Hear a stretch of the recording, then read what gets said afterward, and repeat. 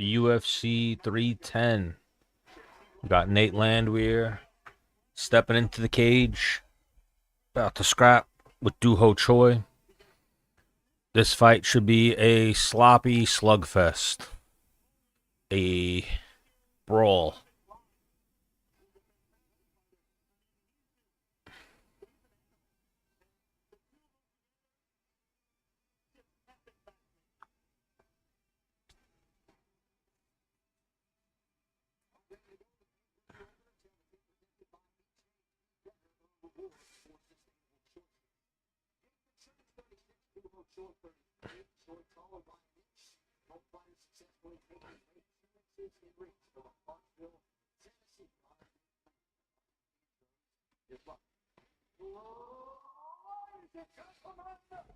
Ugh.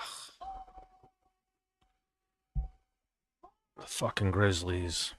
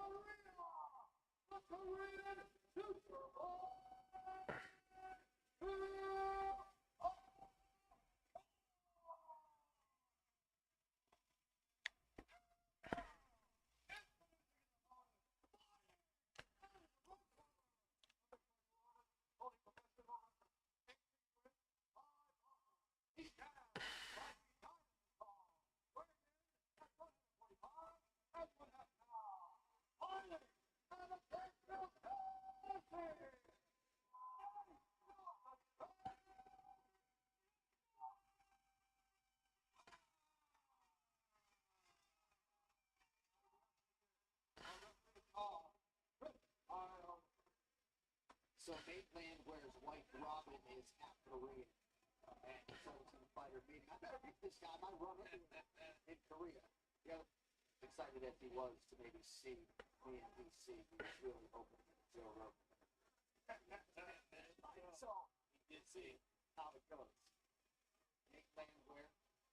About to get started. Nate Landwehr, Doo-Ho Choi. Round one. Fight.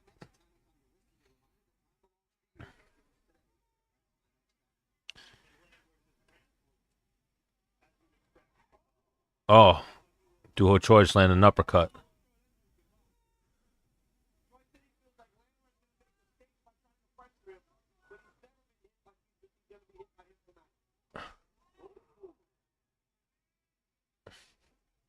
$30 in, and Choi already rocked Landwehr. Now he just knocked him down with a left hook. It's a little bit of being off balance, but a punch sent him off balance.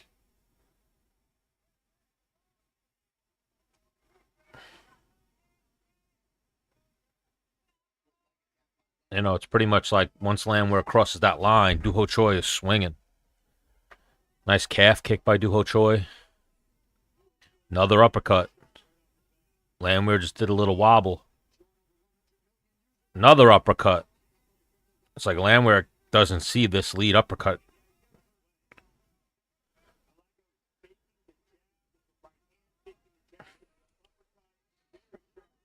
Another calf kick. It's like Landwehr got close to him for a second. Now he's just getting teed off on for the rest of this fight so far. Oh, another right hand and a left uppercut. It's like Landwehr does not see this uppercut.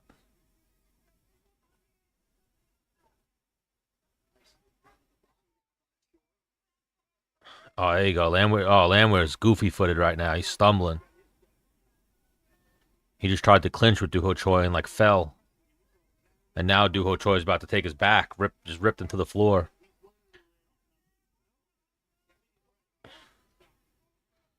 Oof. Duho Choi just landed an elbow.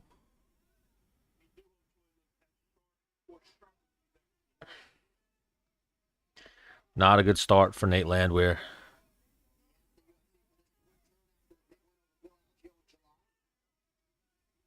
Not a good start for Landwehr.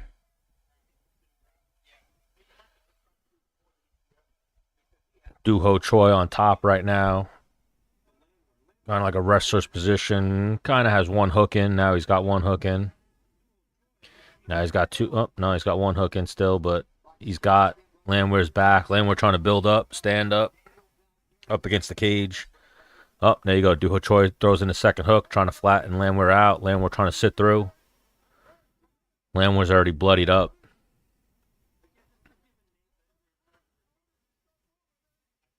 I don't think so far Landwehr has no answer for Duho Choi. Duho Choi's got his back right now. 2 minutes left, and Landwehr scrambles out, and he's up. Lands his first strike, a knee to the body. But Duho Choi pushes him right off the cage. Now they break. And now we're back at distance where Landwehr was having a lot of trouble even seeing what was coming. You know, Duho Choi's striking looks very sharp tonight. He keeps landing this uppercut. Landed it again. Left hook to the body by Duho Choi. Landwehr landed that knee up against the cage, has not landed a single other strike. We are 4 minutes in. He's swinging and missing. Now he just grabbed the clinch, landed a second knee. That's all he's landed. If the CompuStrike, the punch strike people give him anything more, they are incorrect. He has landed 2 knees to the body. That's it. Duho Choi is looking good so far.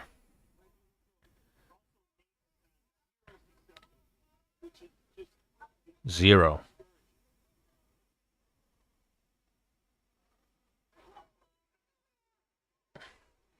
Keeps sneaking in that uppercut.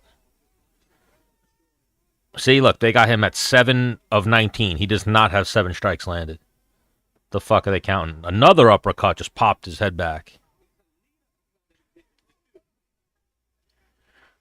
Now Landwehr pushes Choi up against the fence. 30 seconds. Still has not landed anything. 2 knees to the body. That's it. 20 seconds left. Landwehr is struggling right now. Oh my goodness. Choi lands another left hand.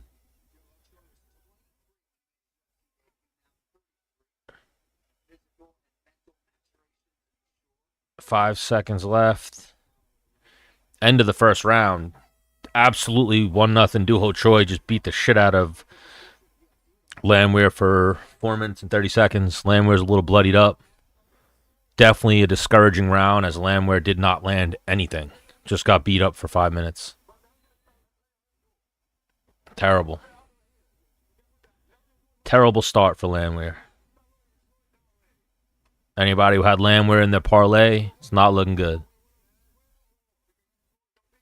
And I feel like that's even a fight people probably didn't even scout or really look into it. They were just clicking, throwing Landwehr in. I stayed away from this fight.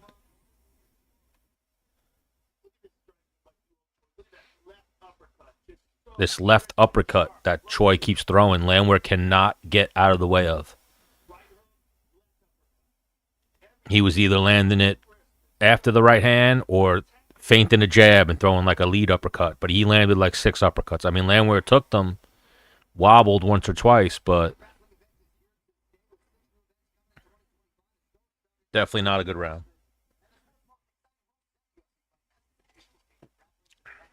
Who's watching the fights? Who you guys got in the main event? Pantoja or Kai Asakura?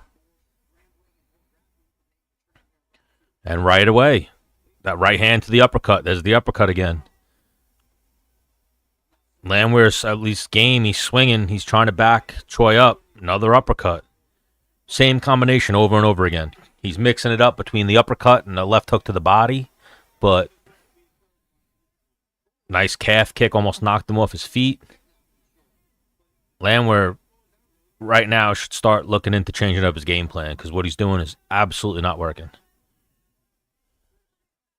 Choi's looking really good right now. They trade calf kicks. Misses with a right hand, Landwehr. Punches his way into the clinch.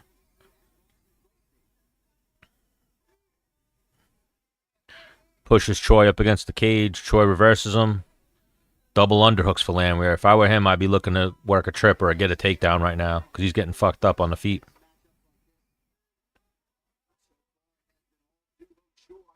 All Doo Ho Choi so far.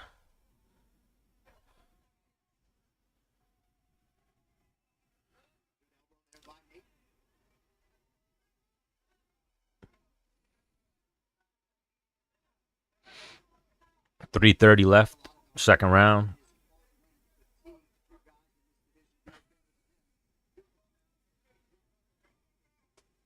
Nice calf kick by Doo Ho Choi. Ooh! Nate landed a back spinning elbow after eating a right hand. It's his first significant strike of the fight. Oh, tried to clinch with Doo Ho Choi. Doo Ho Choi just hit him with a judo trip. Just ragdolled him. Landed in side control.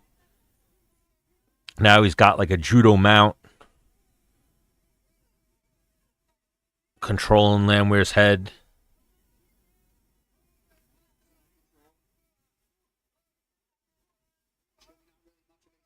Oh, just stepped into mount.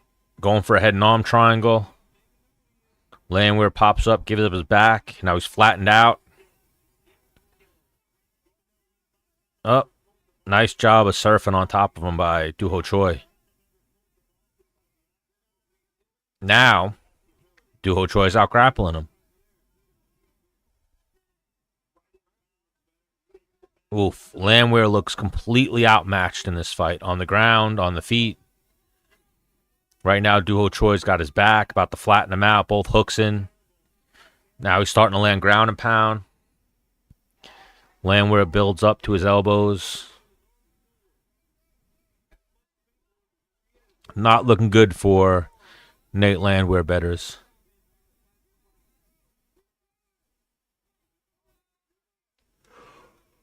I mean, not that I thought Landwehr was a world-class grappler, but I didn't think Doo Ho Choi would be manhandling him like this on the ground.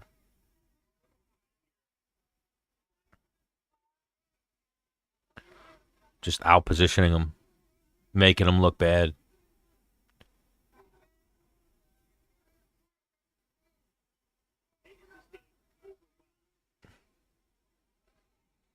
Minute and 30 seconds left.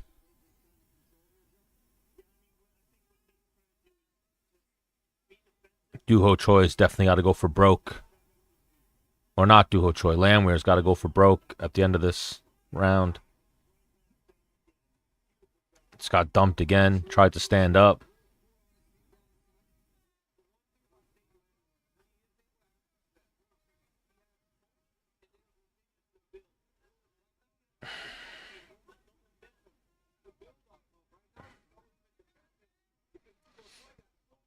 Doo Ho Choi on top. Half guard.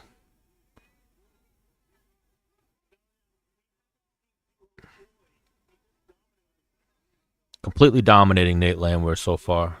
Nate Landwehr is completely getting outclassed right now by Doo Ho Choi. First round, he got fucked up on the feet. Second round, he got fucked up on the ground. He's trying to get a single leg, but Doo Ho Choi just stands up on him. Yeah, Landwehr's got to go for broke. He's about to be down 0-2. 20 seconds left in this round.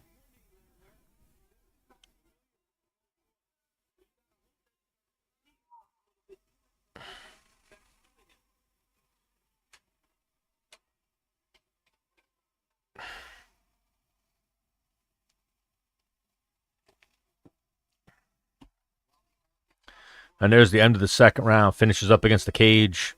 Nothing. Not much offense at all for Landwehr. Landwehr got fucked up in the first round. Fucked up in the second round. First round on the feet. Second round on the ground. So he's definitely down 0-2.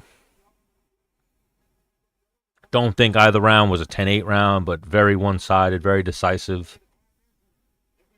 That's down 2-0. He's got to go for the knockout. Definitely isn't going to out-grapple him, not submitting him. Only chance right now for Landwehr is a knockout.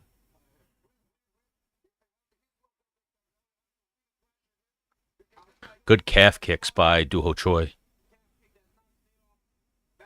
Right from the jump start of the fight, he was landing calf kicks, body shots, lead uppercut, right hand. Again, not that Nate Landwehr is a world beater, but Doo-Ho Choi looks really good tonight. Where I figured this would be a sloppy slugfest, it's instead looking like a clinic put on by Doo-Ho Choi, and he looked good. His techniques look tight.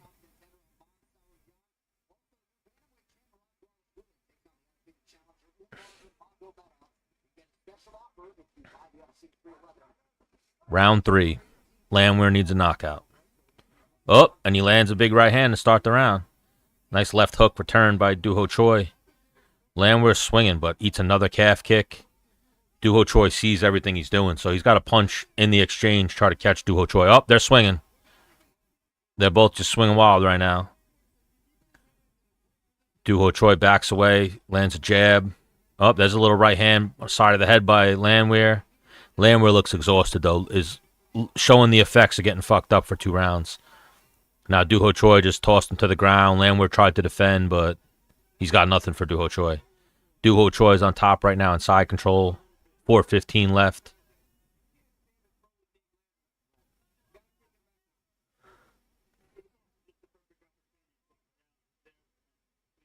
Sitting in side control with the judo mount.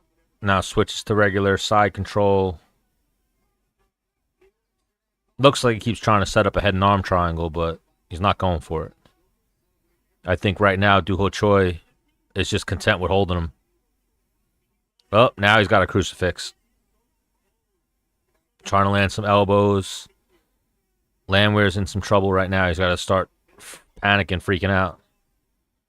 Trying to get out of here. Couple little short elbows by Doo-Ho Choi.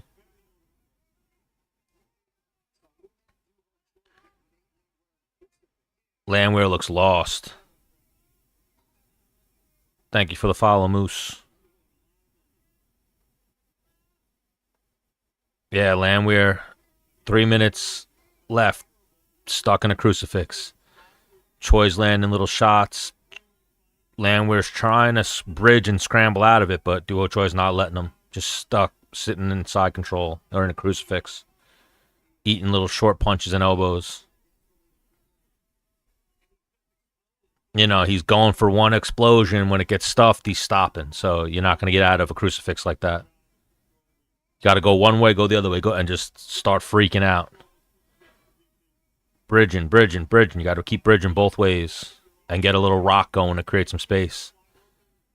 He just keeps going one way, and Doo-Ho Choi is just adjusting with him and sitting on top of him, landing elbows.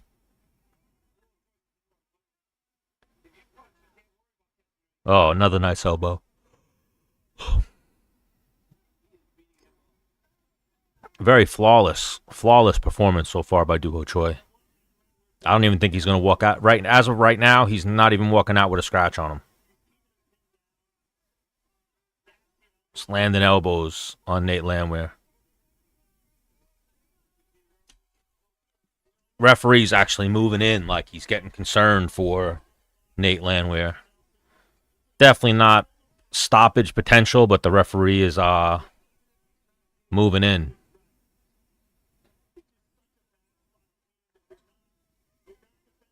He's definitely a couple of clean ones away from getting stopped with how close the referee's watching this. Oh, there it is. And now you see, like I spoke about earlier, no complaints from Nate Landwehr. Shouldn't have been stopped there. Like, he could have kept eating. He wasn't eating anything big, but he was getting fucking dominated. Now, if he jumped up complaining, like, hey, I was still in the fight, then you'd be like, it's an early stoppage, but no complaints at all. He's frustrated, but no complaints. Completely one-sided domination by Doo-Ho Choi.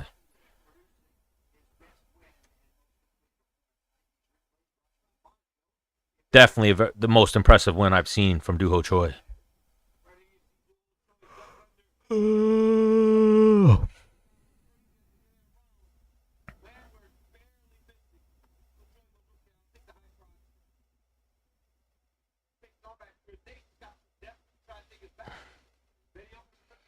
Yeah, Landwehr just looked terrible. Choi fainted and went for a takedown. Landwehr's reaction was so big that he threw himself to the ground. And then Duho Choi went, "Oh shit, you just helped me out there. Let me jump on top of you." One-sided drubbing.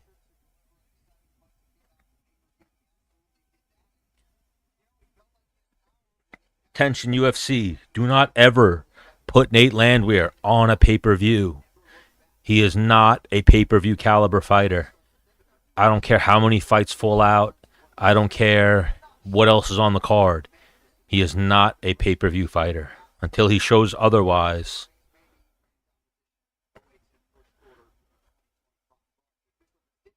Duho Choi. Can't stop you. Give Duho Choi a nice step up in competition. Because that was definitely a very impressive one-sided fight.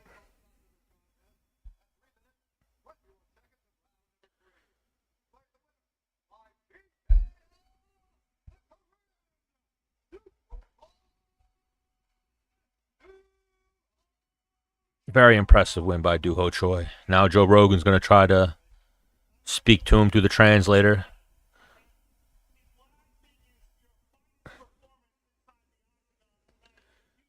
I don't know about you guys, but you ever see on TikTok they have those translator earpieces? UFC should totally try those out for situations like this. I always feel like the translators omit some of the stuff in translation or just change what was actually said to their interpretation. Just give him the earpiece, let him translate it on his own.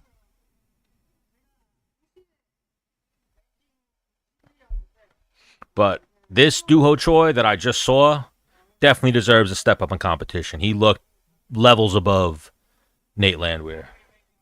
And I know for some reason they were high enough on Nate Landwehr to put him on the main card. And I know that they have enjoyed some of his more recent fights, but that was so one-sided that first fight of the night is Nate Landwehr's next fight. That was fucking terrible.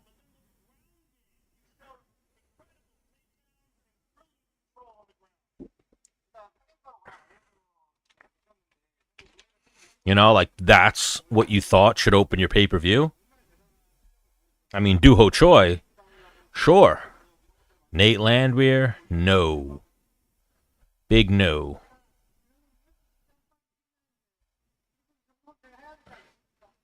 Looked lost on the ground, looked lost on the feet. So much so that Duho Choi was throwing the same technique over and over and over again the whole first round and landing it. Nate Landwehr was eating it, but make some adjustments, bro.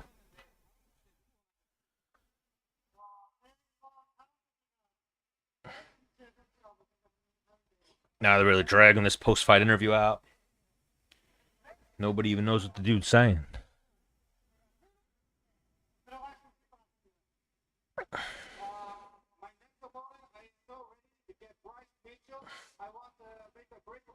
I mean, that's a given, I think. They could match up Duho Choi with the winner of the next fight. Not on a numbered pay-per-view, or if it's on a numbered pay-per-view, on the prelims, or you put it on a fight night. But I'll take Duho Choi versus the winner of the next fight. Absolutely. Not on a pay-per-view, though.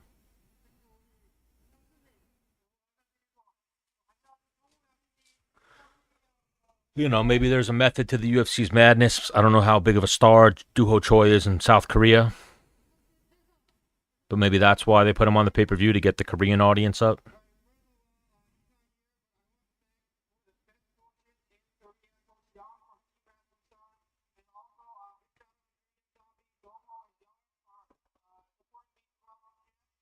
The Korean Zombie. Who you guys got in the main event? Kai Asakara or Pantoja? Who you guys got in the co-main event? Shavkat Rakhmonov or Ian Gary?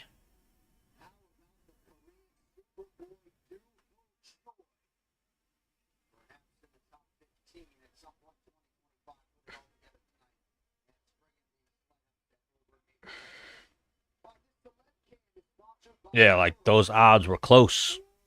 Duho Choi was an underdog. Duho Choi should have been, with the way that fight played out, Duho Choi should have been a fucking plus 900 or minus 900 favorite.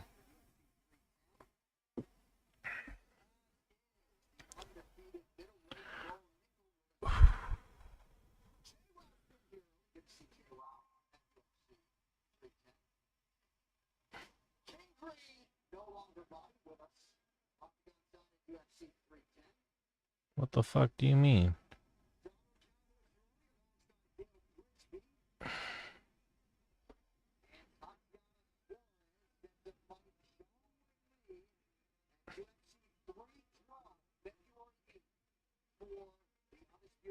Oh, wow.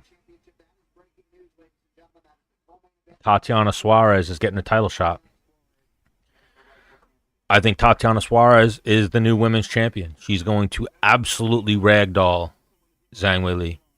I know on this fight card tonight, it was supposed to be Tatiana Suarez versus Vima Georgianga, the one girl with the lazy eye.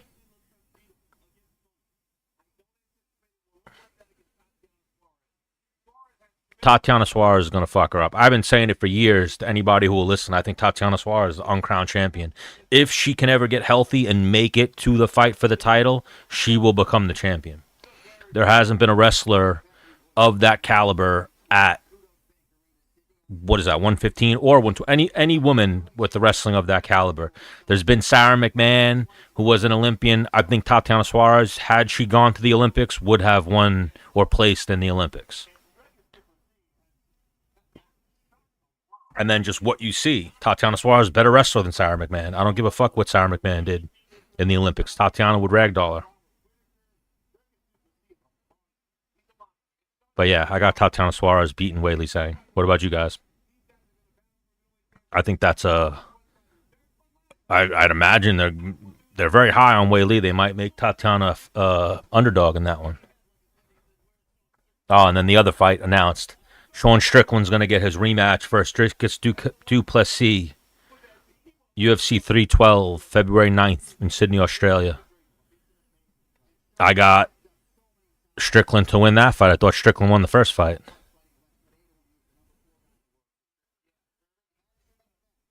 Give that man his respect. Bryce Mitchell versus Kron Gracie coming up next. I'm going out on the limb. I'm going Kron Gracie by submission. I think Bryce Mitchell thinks the earth is flat, has a lot of rocks in his head, is going to try to grapple Kron Gracie. If he's smart, he just stays on the feet and tries to pick apart Kron Gracie on the feet. The rocks in his head are telling him, take him down. Take him down. Go ahead, take him down. So I think that he's going to try to take Kron Gracie down, and Kron Gracie hopefully snatches up his neck.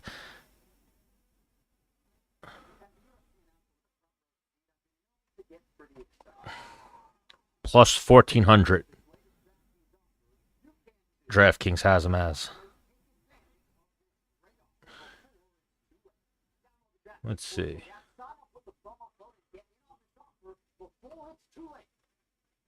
What do you mean?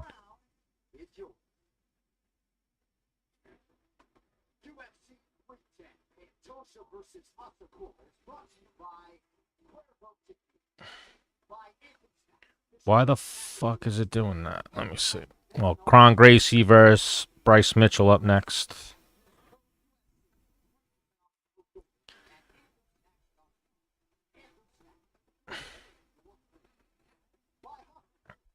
I'm going with Kron. I think Kron pulls off the upset. I think Bryce Mitchell is going to try to grapple with him and give him a chance. Who you guys got? Kron Gracie or Bryce Mitchell? I'm going against the book. Going against the sports book. I think Kron Gracie pulls off the upset.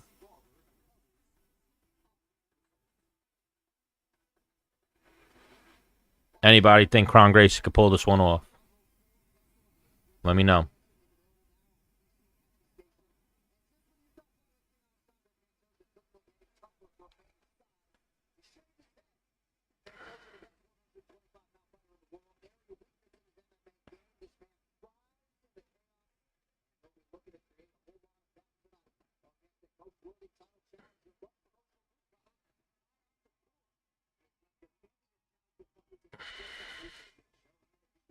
Let me see.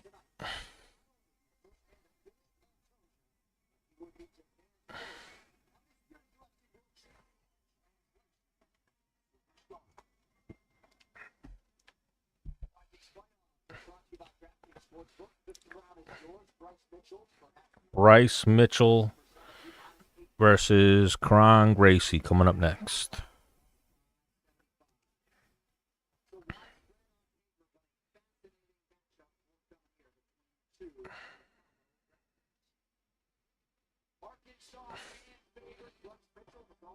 Arkansas versus Brazil.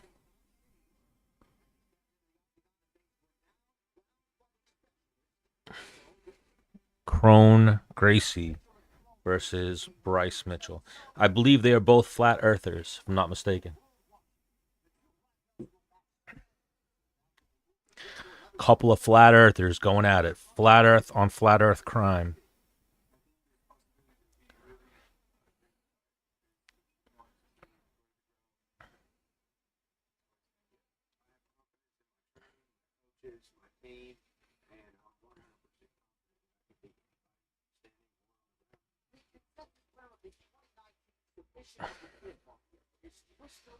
You know, it's like every time you hear Bryce Mitchell talk, you're like, God, this guy is fucking dumb.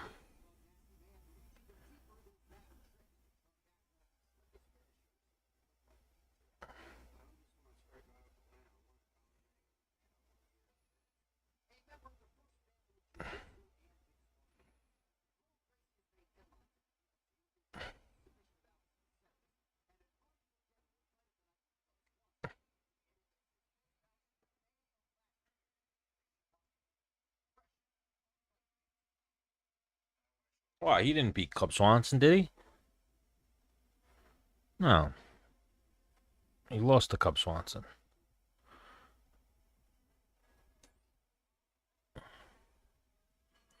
They just showed in the highlights, I guess, his moment against Cub Swanson. I know he beat Kawajiri. And did he beat... He beat Alex Caceres and Kawajiri.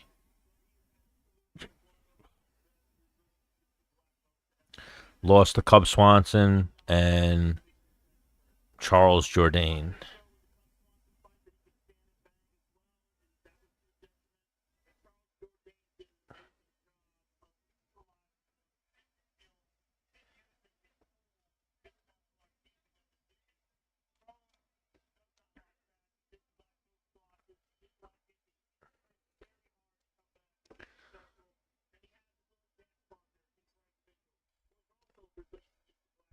I don't know if Nate's in his corner, but I know he had Nate Diaz with him at the weigh-ins, and I saw Nate Diaz trying to fight with Islam and chucking water bottles at people at the weigh-ins. You know, they had like crazy shit. All the crazies going on at the weigh-ins and the press conference yesterday. They had security trying to keep Marab and Umar separated. Then they had a security issue with Nate Diaz fighting with Khabib and Islam and that whole team. Just let them fight.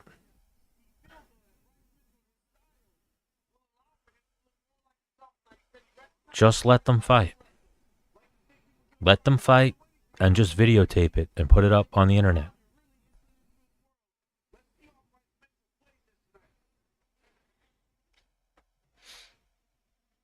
Oh, I really hope Bryce Mitchell tries to engage in some grappling. You know, I don't know if Kron has the takedowns for Bryce Mitchell, but I'd love to see Bryce Mitchell try to grapple with Kron and see the grappling. I don't want to see a sloppy striking match.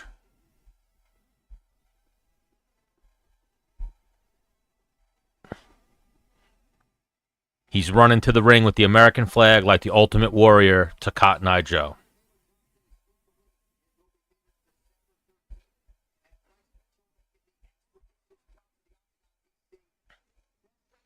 That's something I've never seen that I'm actually waiting for, is a fighter to come to the ring in the Ultimate Warrior music and run down pumping his fist. Surprised that hasn't been done yet.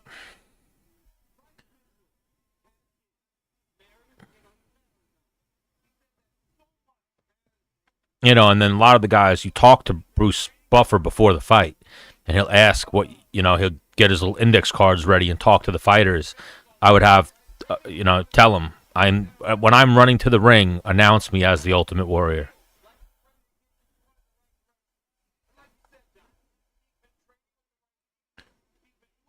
Bryce Mitchell could be that guy.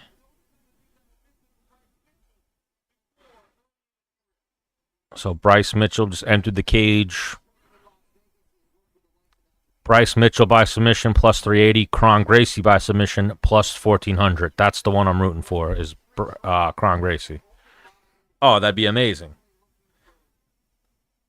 Like, who do we see?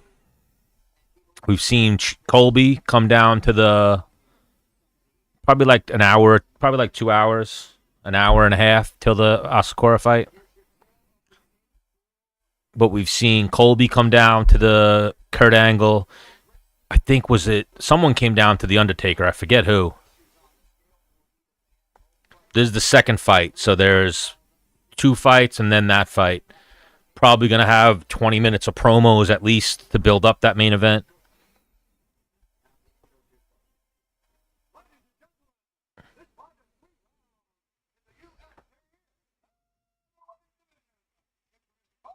But yeah, who came down to the Undertaker? Was it Adesanya?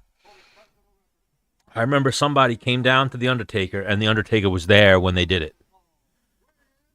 Or Vince McMahon and Triple H were there when he did it. Because I think with all of those songs, they have to release, they have to get like consent. Yeah, I think Pantoja's going to roll him. But Pantoja's been champion for a while. Sometimes when you're the champion for so long, you just have that night where you're just not on. And Kai could be the perfect opponent to capitalize on that. If Pantoja slips up even the tiniest bit, Kai's big, he's powerful, he's unknown a little bit. But I think Pantoja's grappling is light years ahead of Kai's most likely, so I think that's where this fight's going to be decided.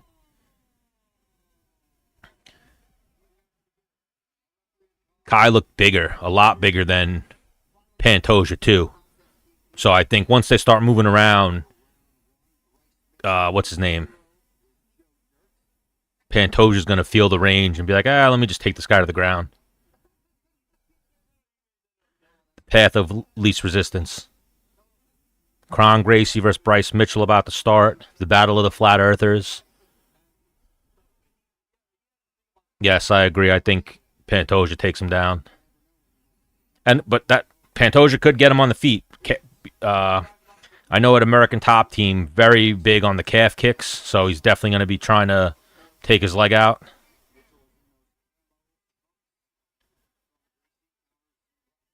And yeah, so far we're getting the grappler striking match. I don't know.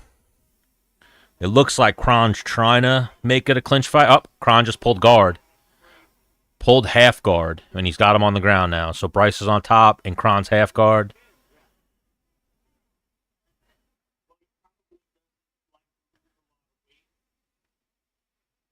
All right, I wasn't thinking we were going to see too much grappling, but now maybe we'll see a little bit of it. But I don't know how much Bryce Mitchell's going to open up. You absolutely, on the ground with someone of Kron's level, feel the dangers immediately.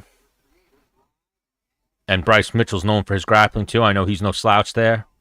Definitely think Kron's better.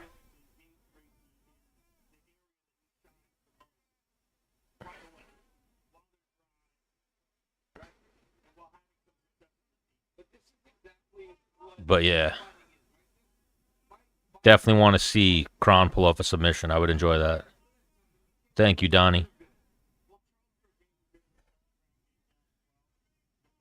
They were definitely swinging, and it was looking like a frantic fight on the feet, and then Kron pulled half guard, jumping half guard. Right now, we got Kron with his guard closed, Bryce Mitchell on top, landing some little pity-patter shots. Bryce is not going to posture up and start trying to pass or do any type of jiu-jitsu. I think he's very content to just stay right here and land whatever punches he can.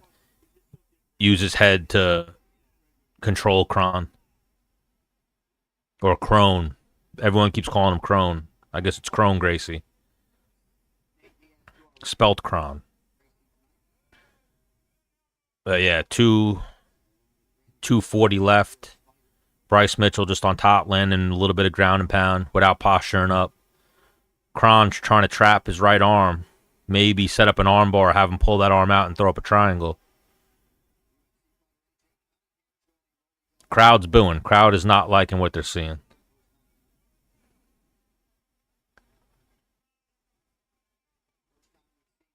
China Sopra.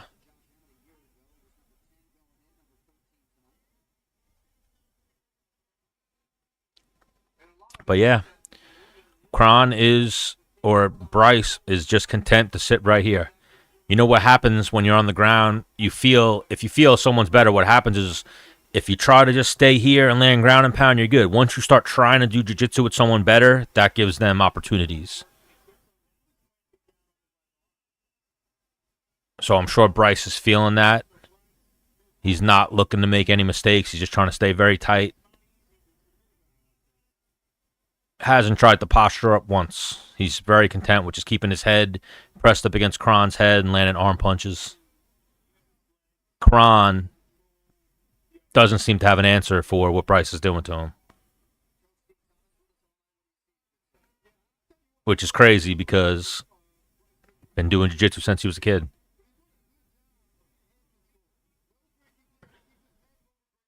But yes, Dean Thomas, very good head control by Bryce Mitchell.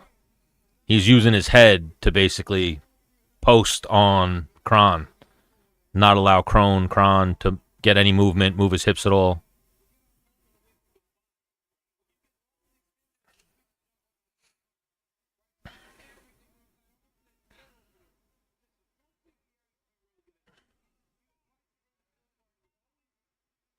But now, what Bryce is doing, this is on Kron too. Kron's got to do something. Kron's got to go feet in the hips or try to swing his legs up for an arm and then try to go for a triangle or an arm bar. He's got to start moving. Kron is not doing anything. Like, it's not his first time having someone use their head to control him on the ground. So you have no answer for this, Kron?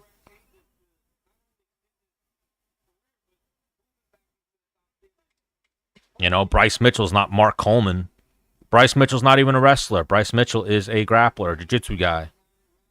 So I'm sure his pace and his pressure on top is something, but I doubt he's unbelievable strength that you can't deal with. And that's not good. Kron just got up very slow. That was my big question mark for this fight. What was Kron's jiu-jitsu going to be like? Because I feel like some fights we've seen him, he looks great. He looks like he has cardio. And then other fights we see him, he looks dog shit after 5 minutes. We'll see how he comes out in the second round. But right now, not looking good for Kron. Heads down, looks like he's already defeated. Bryce Mitchell looks ready to go. Like he's just getting warmed up. And now the problem here, too, is how is Kron going to get this fight to the floor if he wants it? He has to pull guard again because he doesn't have takedowns. And even Bryce Mitchell, while sloppy with his striking and a little unorthodox, we've seen him knock down Edson Barbosa, so he has power. Who you guys think wins Covington versus Buckley? Is Colby done if he loses to Buckley? Buckley's look like a killer at 170. I think he's 4-0 or 5-0. Oh, good left hand landed by Kron. Backed Mitchell up. He needs more of that.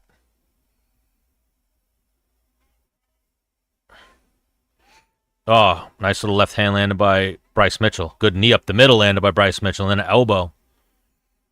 Granted, it's against Kron, who's unorthodox and doesn't look too good with his defense, but Bryce Mitchell definitely has tightened things up.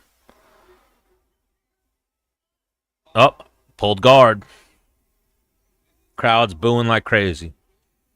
Right now, Kron, you pulled guard again. You got the fight here. Don't just close your guard and do nothing. He needs to start throwing shit up. Right in the middle of the octagon. Make it a jiu-jitsu match.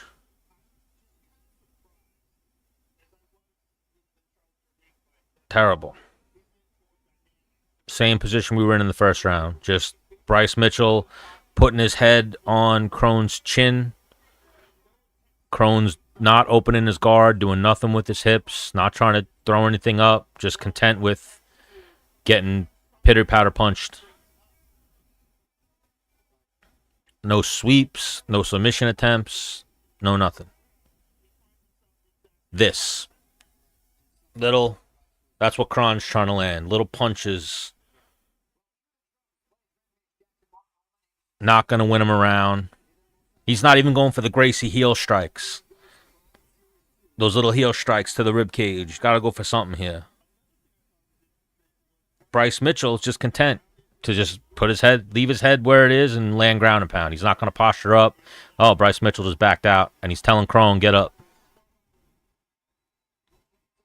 Krone looks in swimming in sand right now. Just almost got hit with a knee. Just missed. To the face. Oh, Krone pulls guard again.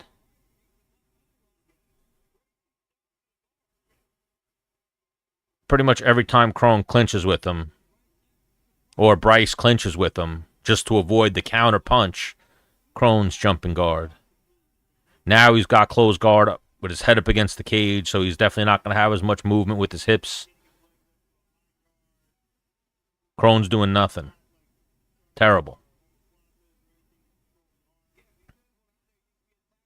Now he's kind of cut some angles a little bit. Now he's got an arm bar. And a couple of hammer fists. He's got to just stick to the arm bar. Forget the hammer fist and work the arm bar. Bryce Mitchell's trying to defend. You know, Krone going for bullshit hammer fists. He's got to just go balls out right now on that arm. Don't give him a chance to pull out by changing your grip to throw hammer fists. Bryce stacked him. No, he's going to stay arm bar. Up.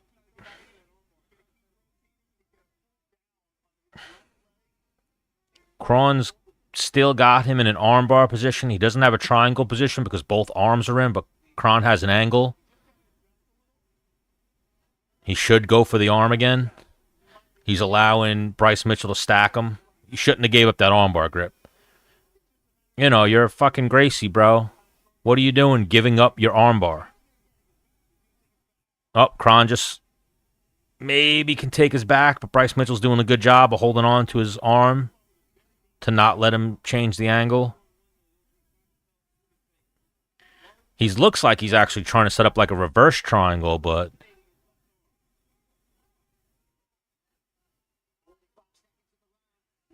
45 seconds left. Krone needs to do something.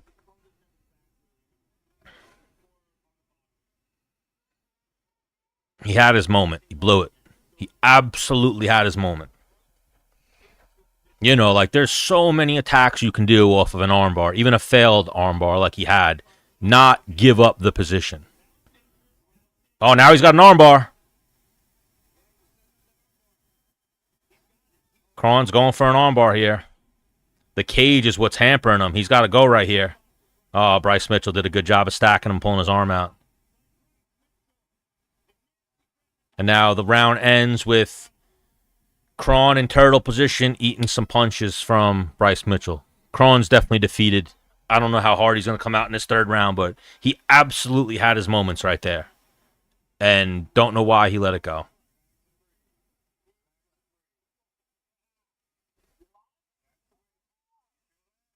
You know, like, there's some shit when you go for an armbar and a guy stacks you, you swim through underneath his legs, and the momentum, you're throwing the guy over. I don't know why Krone's not trying some shit like that.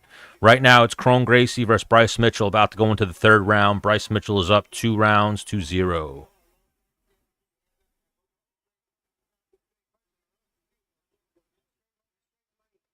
So, after the end of the first round, Krone had his head like this. Now, Krone's completely like this, head completely down.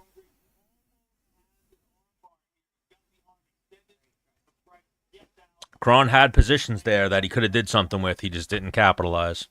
And I can't see Bryce Mitchell letting him get there again. Bryce Mitchell's definitely the fresher of the two.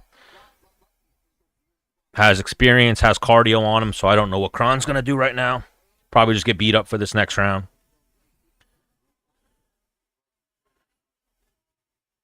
He is just walking. Oh, he's just walking at Bryce Mitchell with his hands up. Bryce Mitchell's definitely on his bicycle, just trying to run around, land jabs and things from the outside.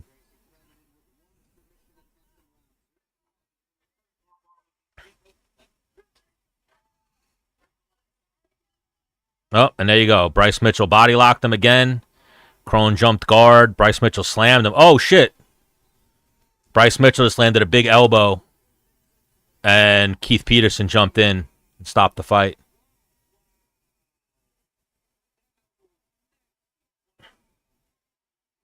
So Bryce Mitchell with the TKO.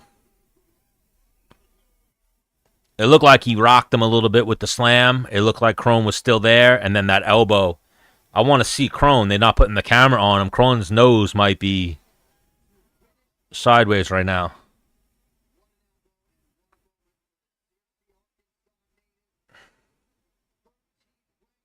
You know, we learned 20 years ago you can't pull guard in an MMA fight.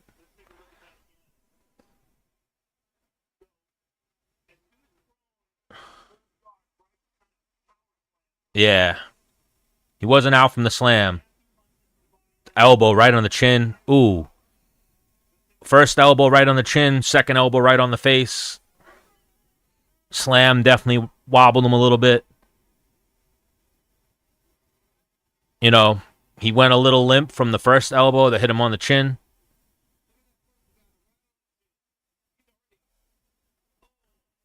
Second one on the nose was just a little bit extra. Good stoppage by Keith Peterson.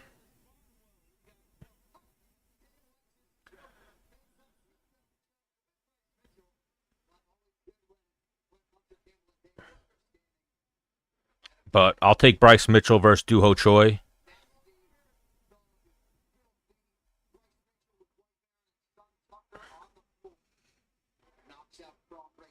Crohn's wobbled. Definitely ate two nasty elbows. Two very nasty elbows. He had his moment. He had his moment for a submission. He blew it. Looking like a white belt out there.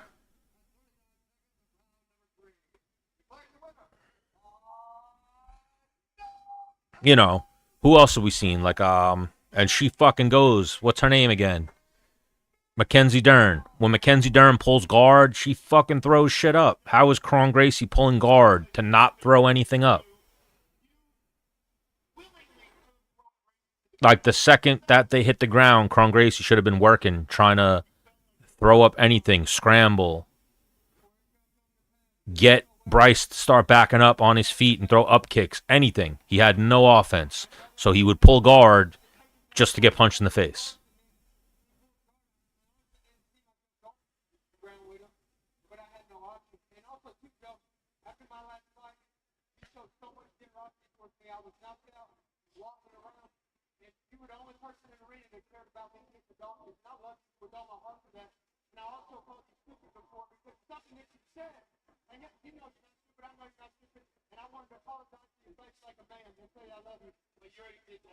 That was a good moment between Bryce Mitchell and Joe Rogan. Bryce Mitchell was checking him a little bit, saying, you called me stupid, or I called you stupid.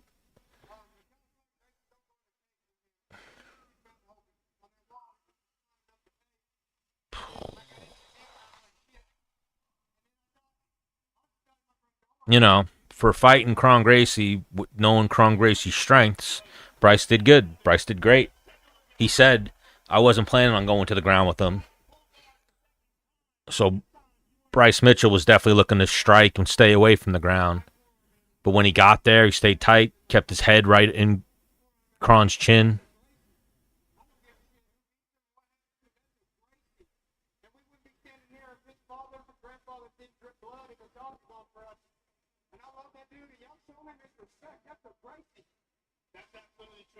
You gotta like Bryce Mitchell, though. He might be crazy. He might say crazy shit, but he shows respect.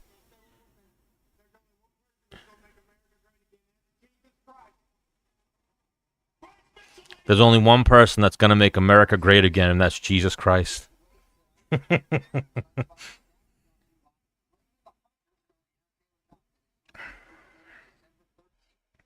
Bryce Mitchell tied for second. Most wins ever since 2018 in the UFC featherweight division.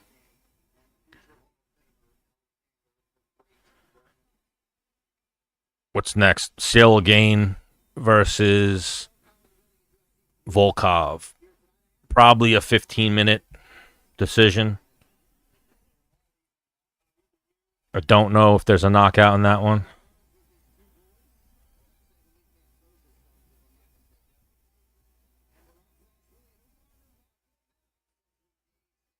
Oh, they should have. They showed Umar and Merab at the same time. They should have showed them separately to see how the crowd reacted. I feel like the crowd would have booed Umar. Cheered Merab and booed Umar. Who you guys think wins that fight, Merab or Umar? Merab Dvalishvili or Umar Nurmagomedov? I'm riding with Merab.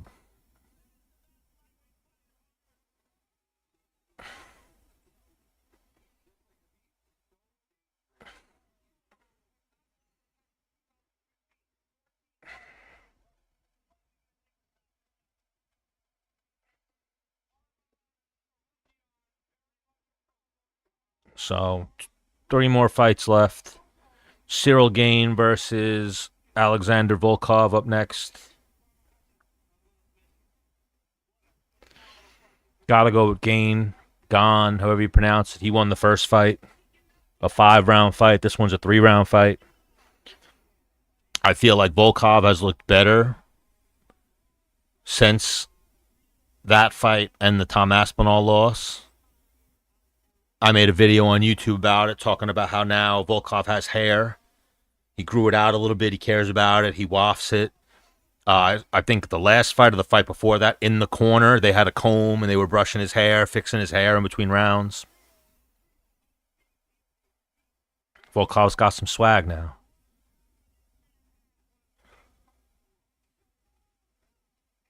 I'm rooting for Volkov. I'm actually hoping Volkov wins this fight, so that way he stays what is it? Growing contender, if you will, or just a guy who's in the mix to get a title shot versus Gane. I feel like we saw Gane get smoked by John Jones, and now he's got a long road back. Plus, I don't think Gane's that exciting. I feel like Gane is a point fighter at heavyweight.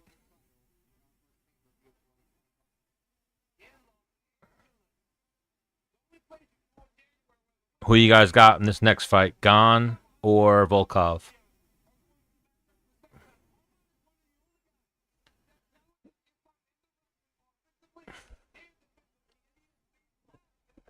Ooh, we got that one too. Arman versus Islam rematch. I felt like the first fight was amazing. I'll definitely take 5 rounds of that. And then I look at Arman. We've seen Islam fade a little bit the deeper the fight goes. So I'm wondering if Arman has the cardio to do something in those 3, 4, and 5 rounds.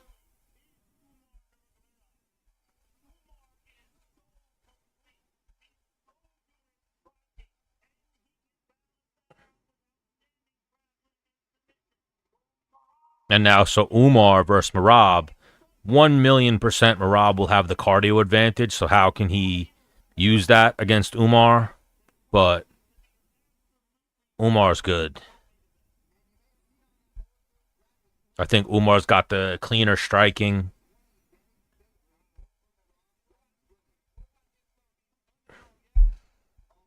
Umar is how big of a favorite, what'd they say? Ooh, Beneil Dariush versus Renato Moicano is a good fight, too.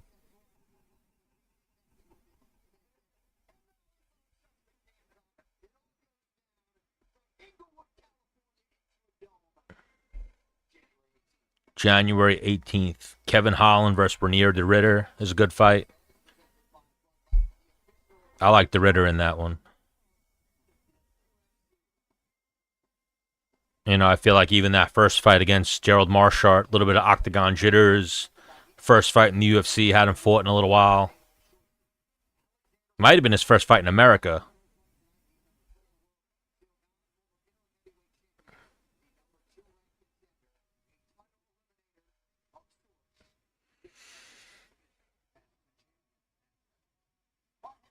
Who you guys think wins if John Jones and Tom Aspinall fight?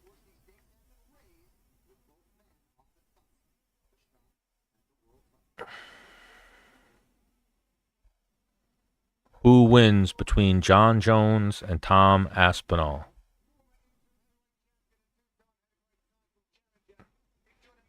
I mean, I guess, nah, because then if John Jones wins or stays at heavyweight, he's not fighting Cyril Gane again. But Cyril Gane would be the only guy to possibly fight Aspinall still. Aspinall just beat Volkov.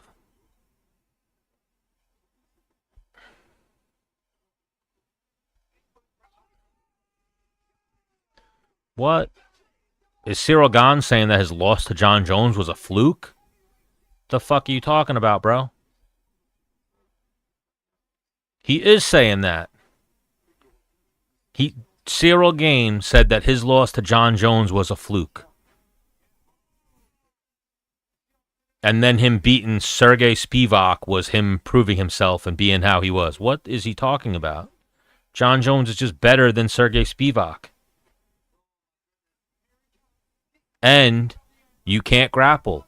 You got out-grappled by Francis Ngannou.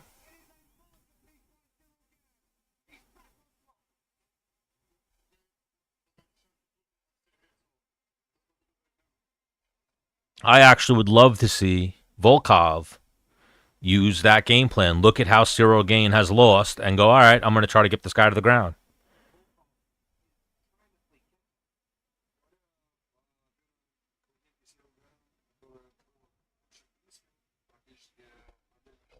That's what I want to see Volkov do. I want to see Volkov grapple Cyril Gane. Put him on the floor. Make him work.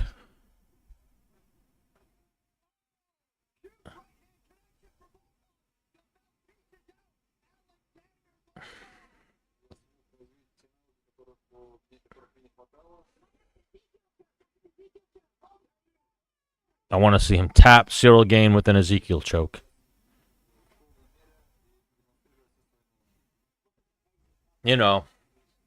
I've spoken to a few fighters in the past. They've said that. How do you beat someone? You look at their fights and you look at how other people beat them. If we're looking at Cyril Gane, how have other people beat him? They beat him grappling. I think, did he win a round? He might have won a round or two against Francis, and then Francis started grappling him. I remember him looking good on the feet against Francis, and then Francis grappled him. Francis caught a kick and slammed him to the ground. John Jones was landing like a few glancing right hands and was, doing whatever on the feet. Once he saw the opening, he went, oh, let me ragdoll this guy to the ground. And then 20 seconds later, it was over. I think Gane's so big. He's from an area of the world where I don't think grappling's their number one strength.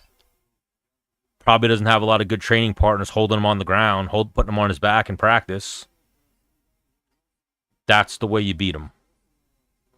Put him on his back, and he probably moves like a turtle.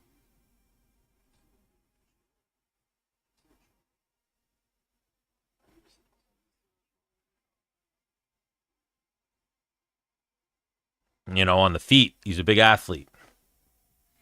On his back, not so much.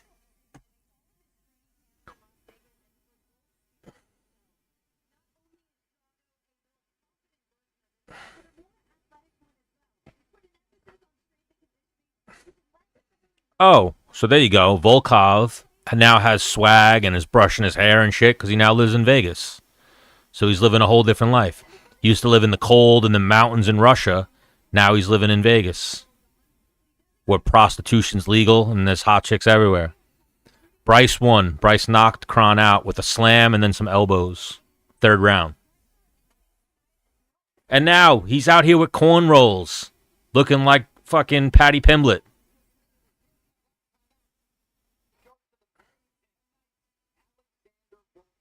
All right. That's it. I fuck with Volkov. I'm rooting Volkov. I hope Volkov wins. He's out here with the braids.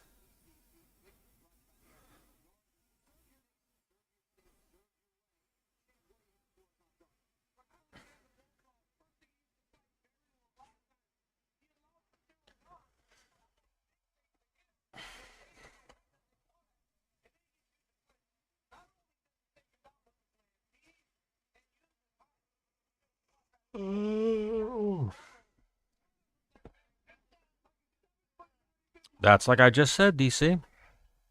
This is heavyweight Patty Pimblett. And we saw Patty Pimblett in the last fight, triangle Bobby Green. Not that I think Volkov is going to pull off a triangle right now, but take him to the ground, Volkov. Nice little trip. Put him on his back. And then this fight, too, totally different. That it's a 3-round versus the 5-round it was last time.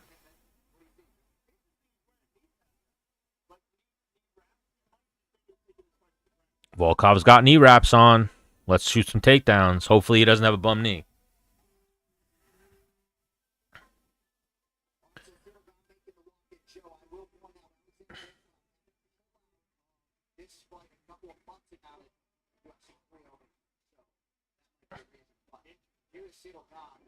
Oh, so Volkov might have bad knees coming into this one. Never a good thing to hear.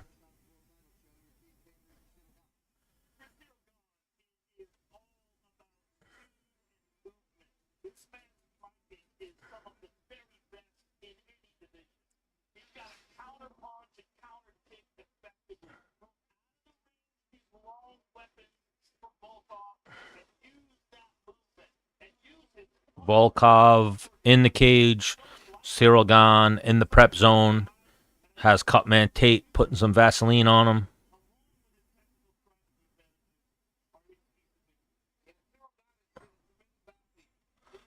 I'm pulling for Volkov in this fight. Fuck Cyril Gane. You know, I always think of, and granted, it's just the way John Jones looks for anything, like looks for that little thing to like get in his head, like animosity with the person. But I remember that thing where he was playing video games and John Jones was like, this guy's playing video games. I'm thinking about killing him every day. Like every day I'm thinking about, I'm training for and thinking about killing a man, and he's busy playing fucking FIFA.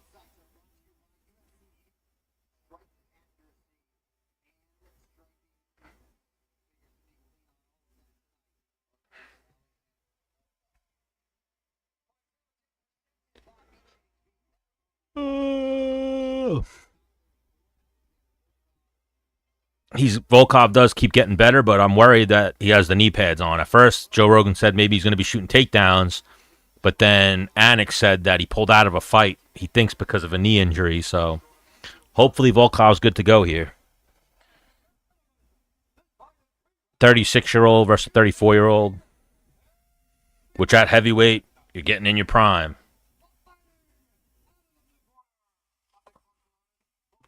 Cornroll Volkov.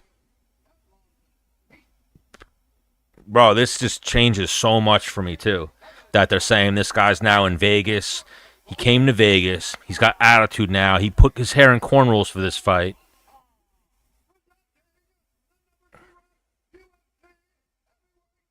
I wonder where he's training in Vegas.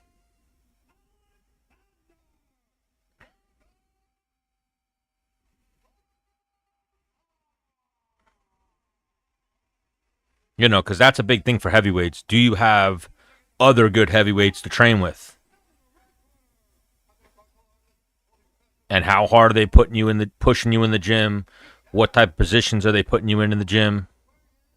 Because then when you get in the fight, if you're not getting put in those positions but in practice, but you get put in it in the fight, that's going to be your hole. as we've seen with Gane. I know we've seen him. I think that he had an arm triangle somewhere. I know he heel hooked somebody, but those guys were not grapplers. You know, the heavyweight division, too, something that's always said about it, at least I say it, and I've heard other people say it, is the weakest skilled division. Least skilled division is heavyweight.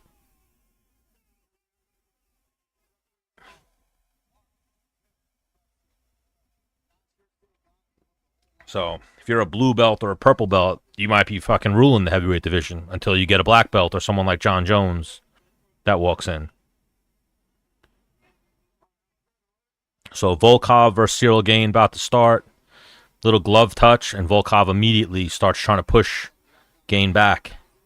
Couple leg kicks. They both swing wild. Gane falls off balance a little bit.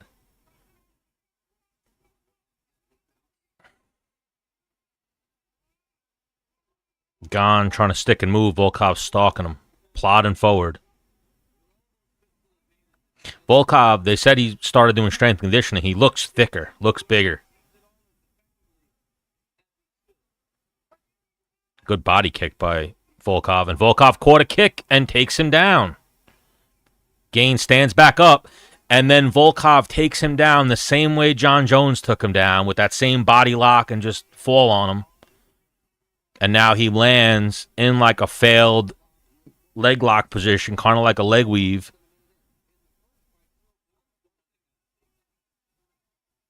And now he's in side control. This is the strategy that Volkov needs.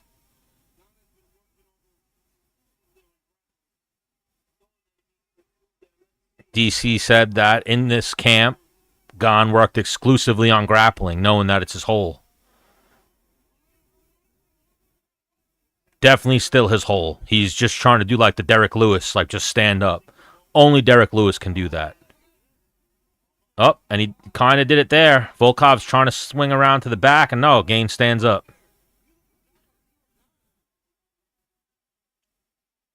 He tried to just stand up first. It didn't work, but then he hit it the second time, so I take that back. You and Derek Lewis can do that. But Volkov can't let that deter him. He's got to just keep going to the well.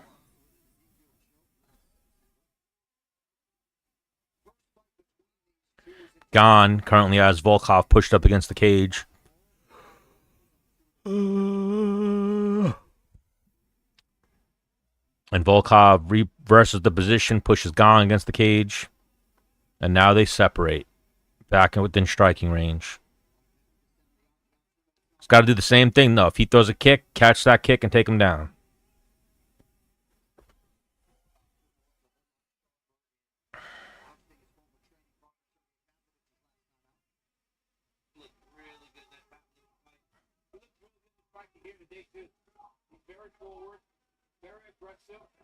Oh, Gane. Nice takedown by Gane.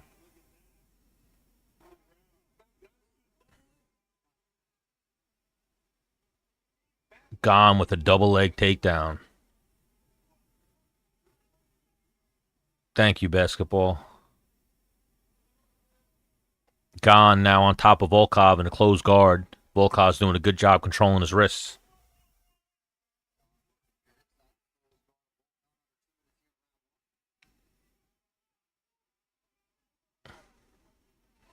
Oh my God, Volkov's trying to throw up a triangle. Volkov is looking for a triangle. A couple little short shots from Cyril Gane. Gane stands up. And he got hit with the idiot sweep, but he grabbed the cage, actually, to avoid that. Gane falling back for a leg lock. Remember, he did that against Francis, and it cost him the fight. Ooh. And Volkov spins out, and he might wind up on top. And now they get back up. Good knee by Volkov. Thank you. Good body kick by Volkov. This is a tough round to score. Ooh. As I say that, Volkov lands a right hand.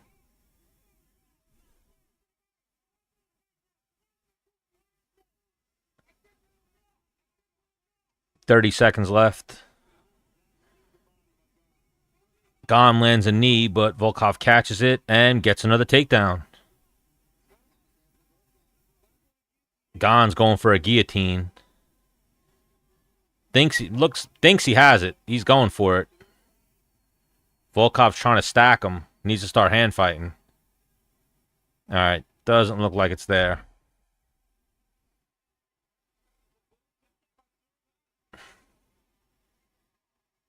Oh, look at that. Thank you. Danielle sent Rockstar. Thank you, Danielle. So, I'm going to go Volkov, 1-0. And again, 3-round fight, not a 5-round fight. So,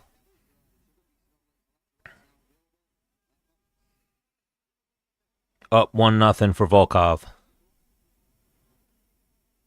And I think Gane, we saw it with the Francis fight. He's a front runner. Once he starts losing the fight, why, you think people can't tell that that's your name from your screen name?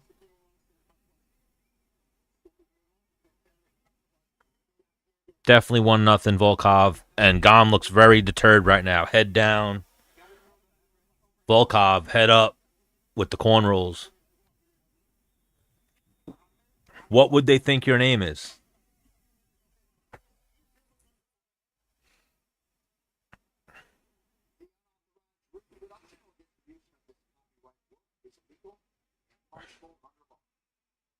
See? Moose had a clue. I've never met a girl named. Alright, then I'll start calling you Debbie. Round 2.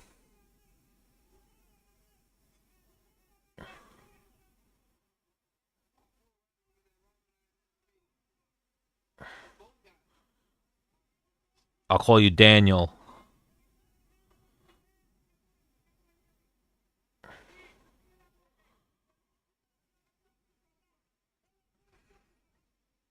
Ooh, Gane just landed one of those leg kicks that like push your knee back.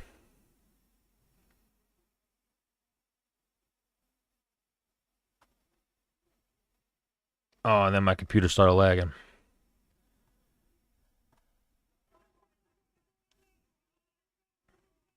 Both guys breathing heavy, have absolutely slowed down. You know, heavyweights, same way I said it's the weakest technique, oblique kick, yes. And then, I don't know why my brain paused on that one. Oh! Volkov just rocked Gane with a spinning back fist. He ate it, but he definitely got rocked with that. But the way I was saying that it's the least skilled heavyweight, it's also the worst cardio by far. Like, both guys are totally breathing heavy, mouths open.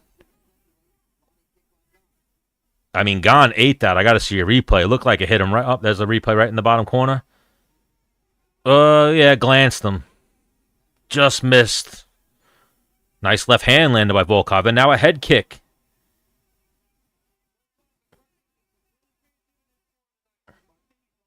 He's definitely up this half round. Thank you for the boxing gloves. 3:15 left. And yeah, Gane is kind of freezing up in front of him as Volkov is just throwing shit out there. You know, I feel like the first fight, Gane was moving a lot better, had better cardio, more confidence. That's like a Dagestan hat, a papishka, whatever they're called. Asim Mavari. Good right hand by Gane. Volkov ate it, though. That's the thing, too. Most heavyweight fights end early. They got knockout power. Both of these guys, especially you saw in the last fight, the first time they fought, both have pretty solid chins. You know, Volkov has that one famous loss where he got knocked out by Derek Lewis in the fight he was winning, but Derek Lewis knocked out how many people?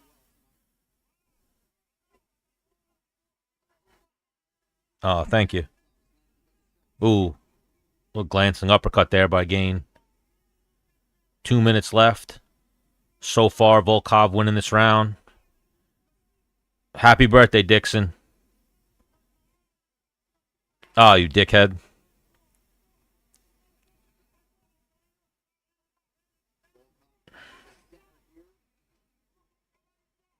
Well, that's why I don't read last names.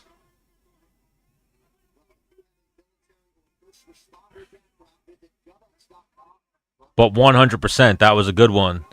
That I was like, oh, yeah, Dixon. That's a real name. Dixon Miez.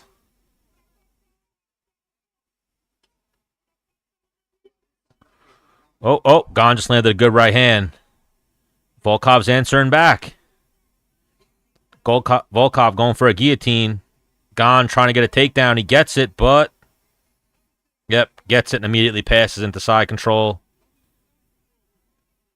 So now, could that takedown affect the round? I don't know what shoal is. What does that mean? Thank you for the shades. Volkov's got to let go with his head right now because he's about to get Ezekiel choked or Von Flue choked.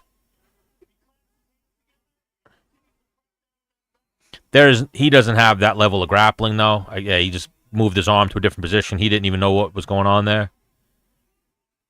And again, we learned when he plays FIFA, I don't even think Gon watches enough fights to know what a Von Flue choke is.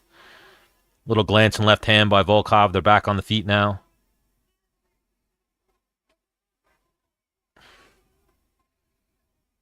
Good thing Volkov got up there, though, because I feel like if he would have ended the round on the bottom, he wouldn't have won this round.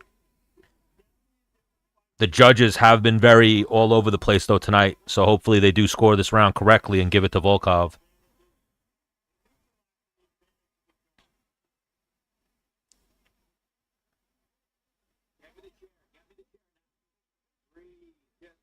Thank you for the likes.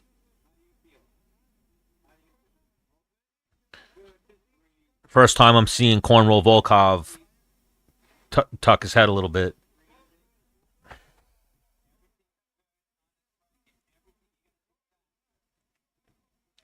The live odds have this fight even. I actually think it's 2-0 Volkov. Maybe I'm a little biased to Hood Volkov, but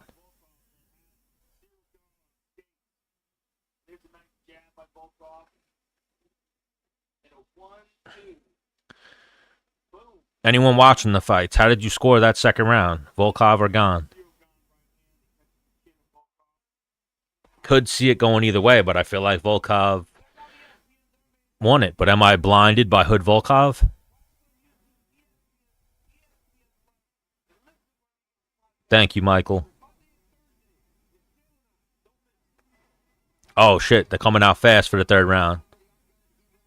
They met right in the middle, exchanging.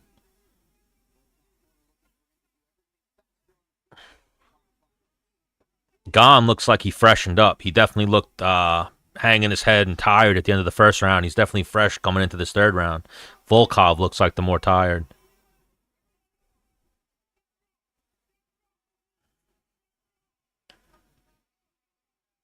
Good jab by Volkov. Volkov definitely looks like he slowed down, though. Oh, Volkov going for a takedown. Nice switch by Cyril Gane. Didn't expect to see that from him.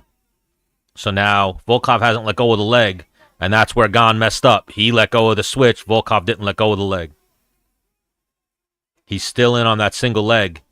Gane is trying to hook the arm with an overhook to try to not lose position, but he's trying to grab a Kimura now. Up.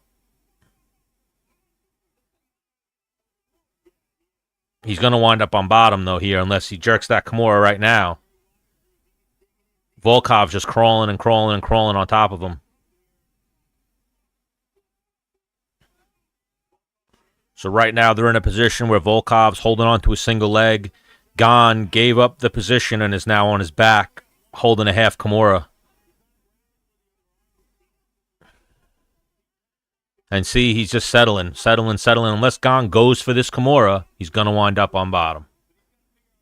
The second that Volkov pops his head up. I see Volkov breathing heavy, though.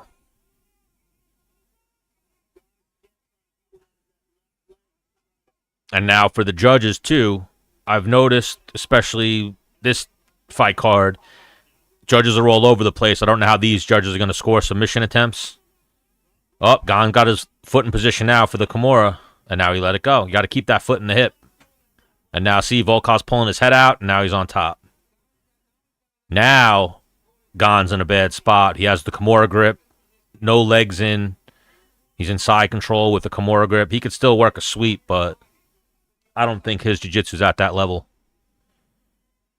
I think Gon's just going to keep settling, and just wind up on top. Eventually, Gon's arms are going to get tired, and there you go, he gave it up.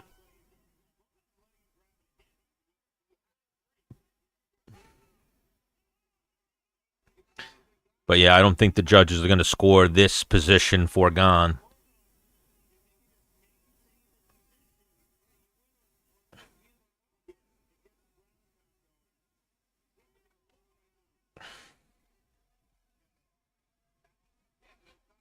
I mean, I've seen crazier things. I feel like they gave Brian Battle the fight, just pushing him against the cage. So,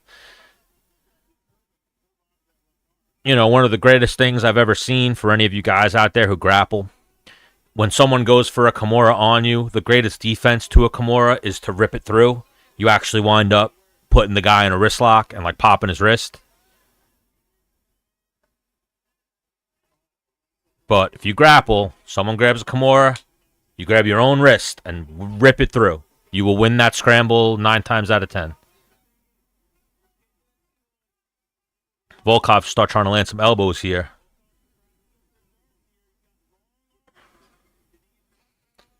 So now we got Volkov on top in like a front headlock position as Gon is on his back trying to swim up. Now Gon sat back. He's looking for a sweep. Don't think he's going to get it. So Gon, if he won the second round, is not finishing this third round strong. He's got to do something if he wants to win this, but this might be Volkov's fight. Got him with the grappling.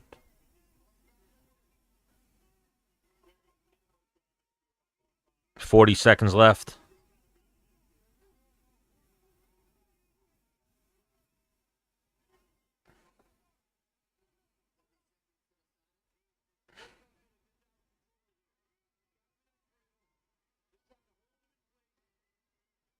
$20.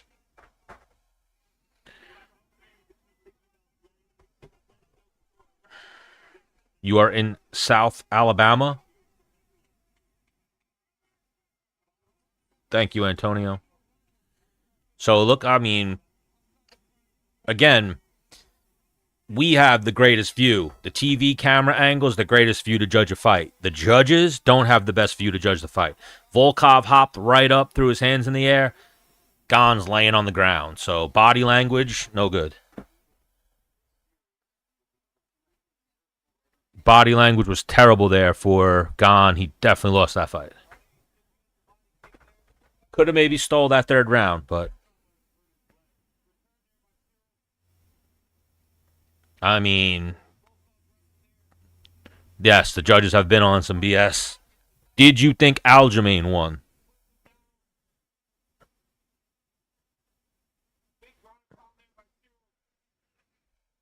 I was having that argument earlier about the Aljamain fight. Could see it for either, but initially I thought Aljamain won. I thought he won 3.5 minutes of the third round. Yeah, I thought he won majority of the third round, then lost a little bit at the end. And I thought Randy Brown won as well. I'm a little biased. I know both of those guys, but I thought Randy Brown did enough. He landed the only strikes. Brian Battle just did a lot of wall and stall.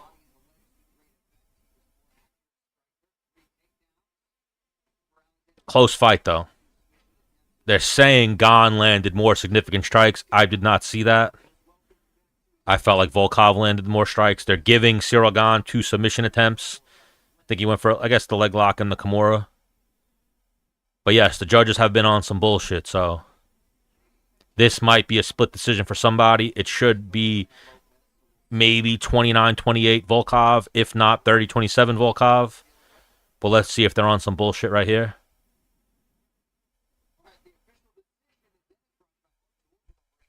You know, you'll see me every fight card bitching about the refs and the judges. Oh, 100%. We have the best view right here. Split decision.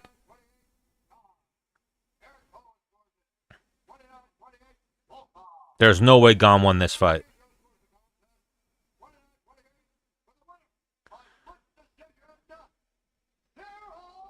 Fucking bullshit. That's bullshit. That is bullshit.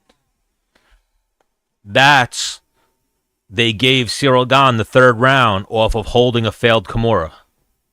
At no point was that Kimura even remotely close. Fucking terrible. That was terrible. Cyril Gane even just walked out of the octagon not trying to get interviewed by Joe Rogan.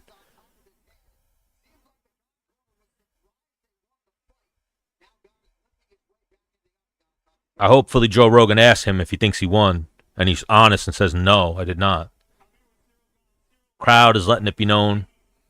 That's bullshit, bro. That fight was bullshit.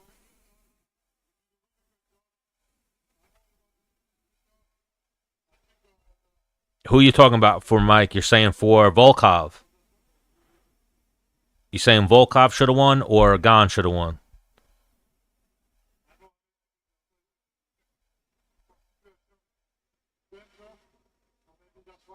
Cyril Gane won, but I feel like Volkov actually won. You know, so that just shows the inconsistencies of the judges tonight. Aljamain won the third round, but lost the third round because Mosfar ended up on top at the end of it. This fight, I mean, not even Gane, Volkov was on top of him at the end of the third round and somehow loses. So I don't agree with the judges tonight. Absolutely, Volk had that in the bag. I thought he won the second round.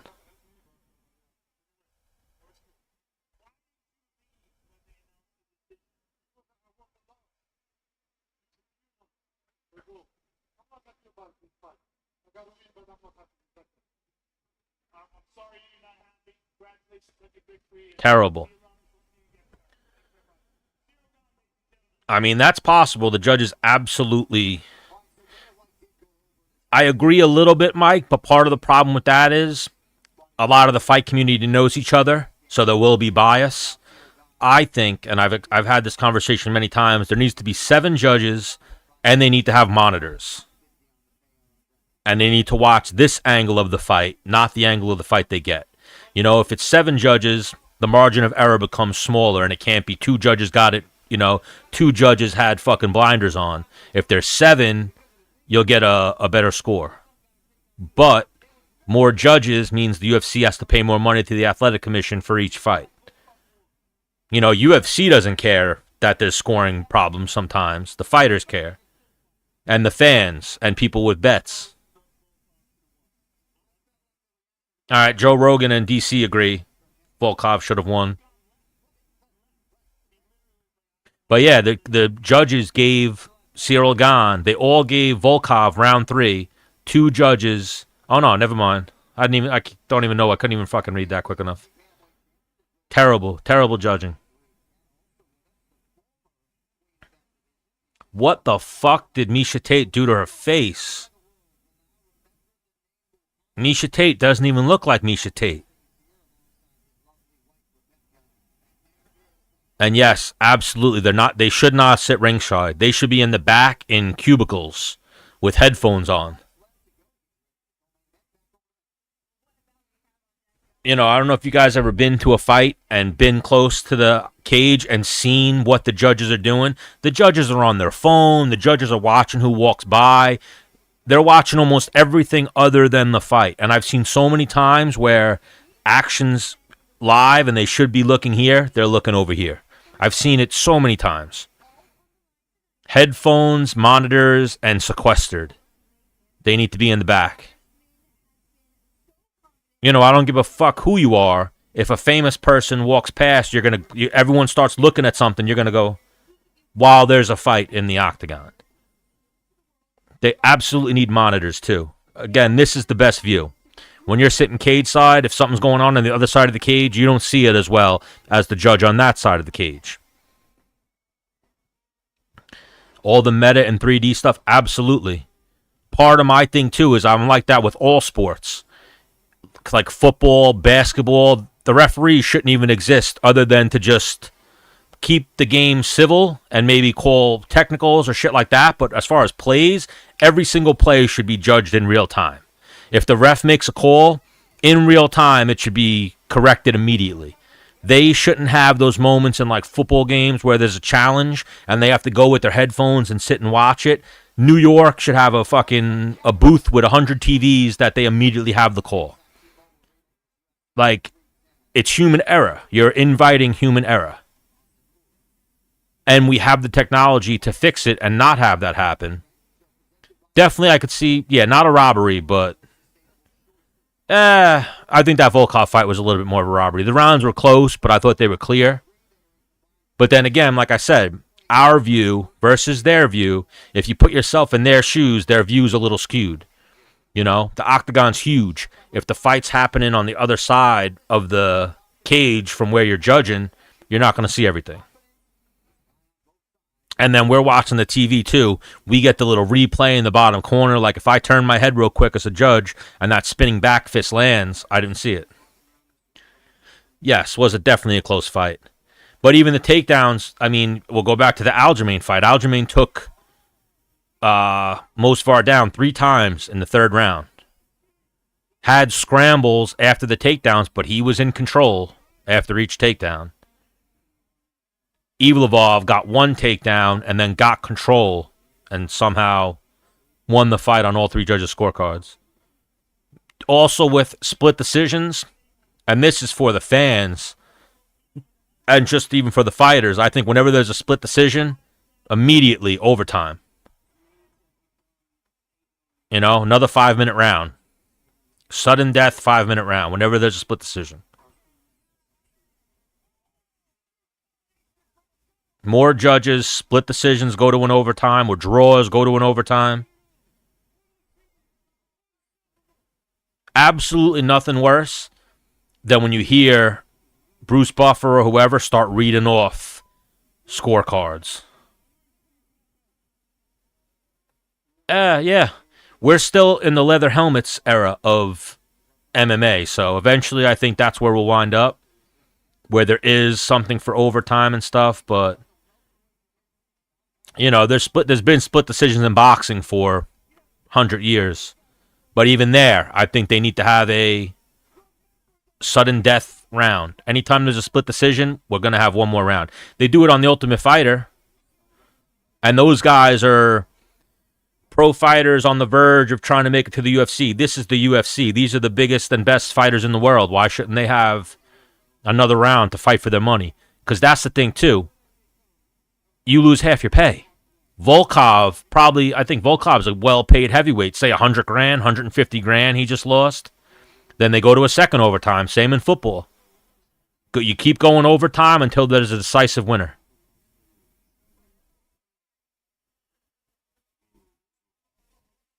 The problem, too, is the judges are subjective. Where, same as any other sport, too, like, you know, one ref's going to call something, another ref isn't going to. Certain judges judge a fight, you know, like a lot of these judges, too, come from kickboxing backgrounds. So anything kickboxing related, they score. Anything grappling related, they're like, who was on top?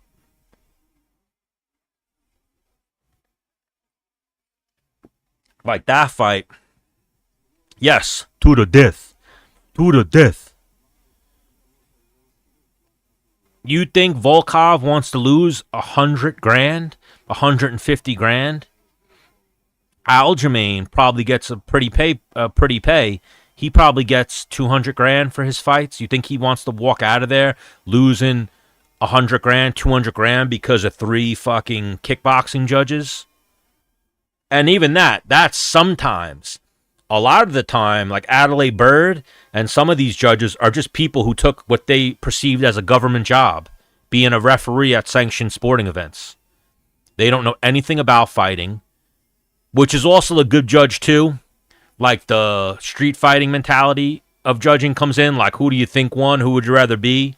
Him, he won, but it's also very easily skewed. But yeah, they need to do something about the judging. I've been saying it for years. What do you mean wrestling's a different level?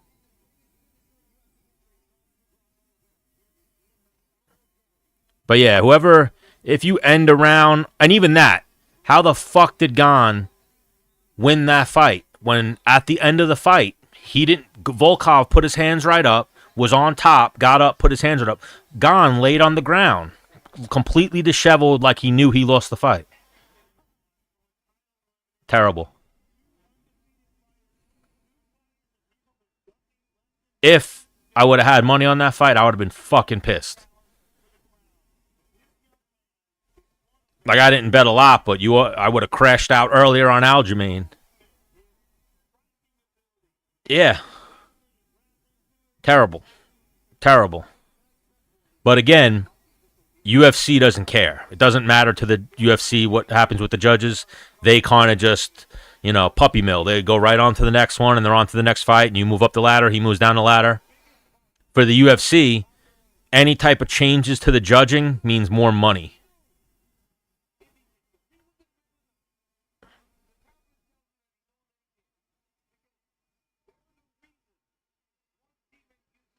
Yeah, and that's the problem too, is a lot of these judges don't understand the grappling at all. Again, a lot of them are untrained, most of them, and then the ones that are trained are usually kickboxing judges. Or come from a kickboxing background. Especially in Vegas, I know a lot of the Vegas judges are all boxing judges. John Jones.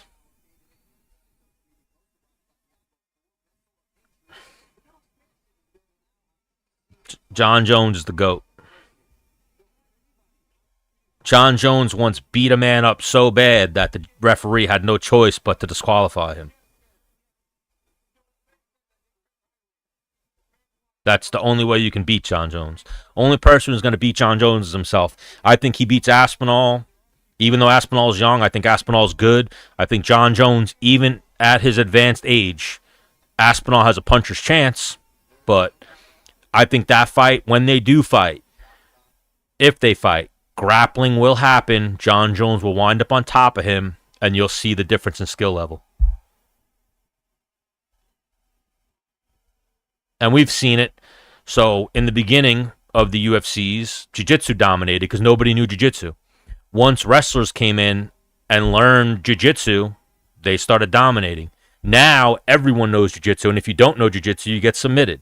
John Jones is a wrestler who knows jiu-jitsu. A good wrestler who's good at jiu-jitsu.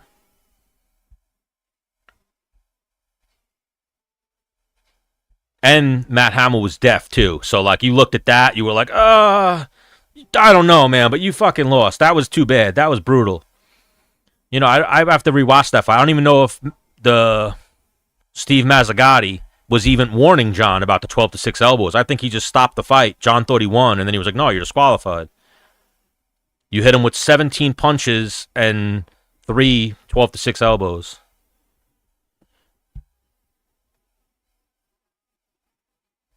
I'm rooting for Arman, but I think Islam. Islam's tough. Islam's talented. I think we have enough data on Aspinall. So, and it's an old fight. You'll look at it, it's old. So obviously you're going to improve. He's trained more, blah, blah, blah. But if you go watch one of his old fights, he wound up winning the fight. Or maybe it's the fight he lost, I forget. But there's a fight where Aspinall got out-wrestled. And he didn't join a wrestling team after that. He didn't start wrestling every day. So wrestling's always going to be Aspinall's hole. Wrestling is John Jones' strength. John Jones is the most cerebral fighter there is. He's going to take Aspinall down. He's going to hit Aspinall with elbows. Even that. How many times in training do you think Aspinall's taken down by someone and put on his back? Not often. That's his hole.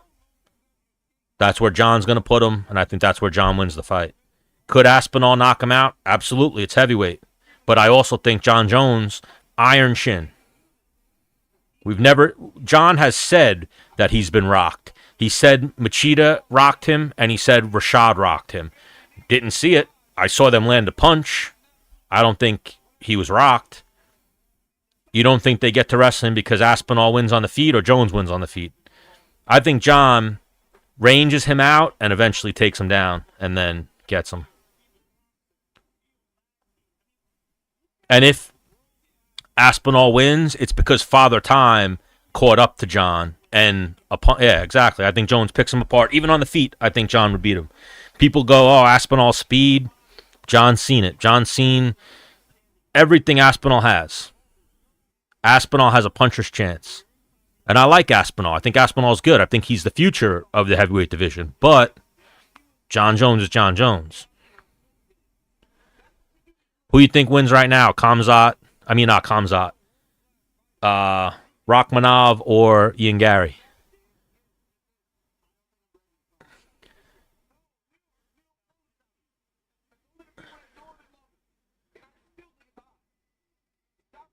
I think the thing, too, that people overlook with John Jones is, and I know we've heard, I have a friend who used to train at Jackson Wink, and he used to tell me about John Jones's partying, and I'd be like, really? That's fucking amazing. He told me John Jones is the biggest pothead, will outsmoke me and everyone I know. And I was like, really? He's like, yes. And then I heard a couple of heavyweights talk about it. I heard Brendan Schaub talk about it. I've heard Frank Mir talk about it. There was a time, granted, you can look at all these heavyweights and say, oh, but Aspinall will fuck them up. Yeah, but at this time, they were all the best in the world. There was a time when John Jones used to train with the top 10 of the heavyweight division, 3 or 4 or 5 guys in the top 10. John used to ragdoll all of them in practice. Granted, that's practice. That's sparring where they're not going 100%, whatever, but John's been beating up heavyweights forever. Never had problems with heavyweights. And then you look at the fact that both of his brothers were bigger than him. Both are NFL caliber athletes. He's been fighting big dudes his whole life.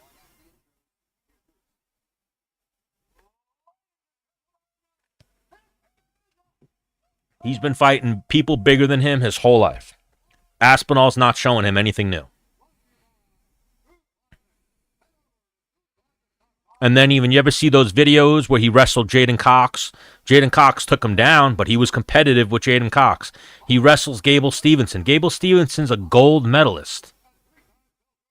Like, John Jones is really fucking good. Like, John Jones would have been a D1 wrestler. He got his girl knocked up and dropped out of college. He would have went on to a D1 school. He was a JUCO national champion. I think I would rather, me too, I'd rather watch him versus Alex, but I saw that the fans and everyone got so behind Aspinall. I like that. I like that that's a bigger fight, or became a bigger fight, but definitely him versus Alex is a world stage type of fight. Everyone's going to tune in for that. Everyone's not going to tune in, or everyone wasn't going to tune in to watch him versus Aspinall. Now, they might. I hope he sticks around. I hope we get to see both of them. But again, 38 John is now, so any day John could get old. But I do think John beats both of them.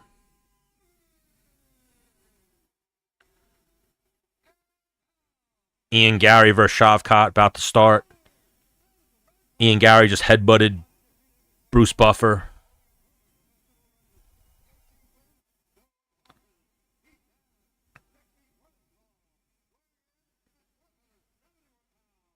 I think John just thought, what's his name? Alex was the bigger fight. Alex has 5-6 million followers on social media. He's been a pay-per-view headliner.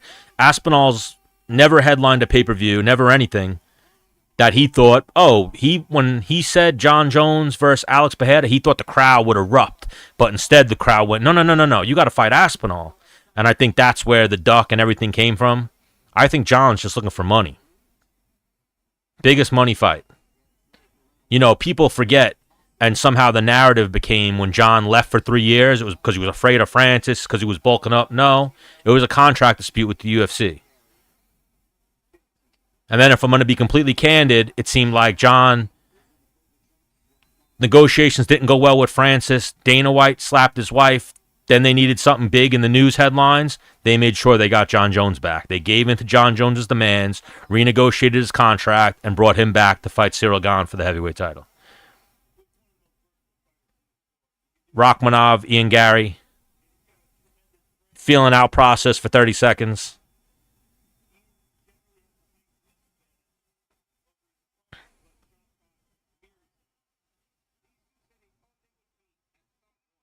I've been hearing about Aspinall and trying to fight Alex too.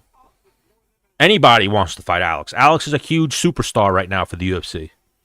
That stretch that Alex had, he was headlined at every pay-per-view, taking short notice fights. The fans love Alex Pereira. I love Alex Pereira. Rachmanov, Shavkat pushed Ian Gary up against the fence, looking to work a takedown.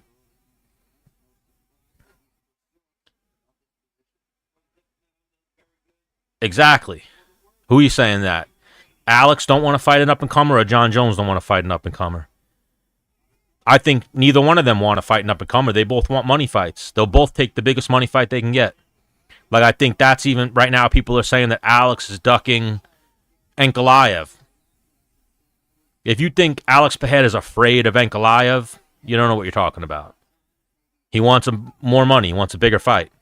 Alex is now entering that superstar realm where he's getting pieces of paper in front of him that say how many pay-per-views he sold, and he wants the biggest money fight.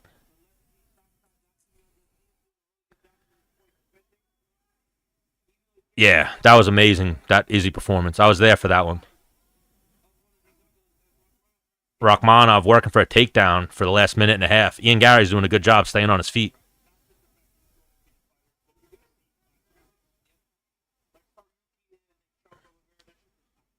Yeah, Jones just wants a money fight.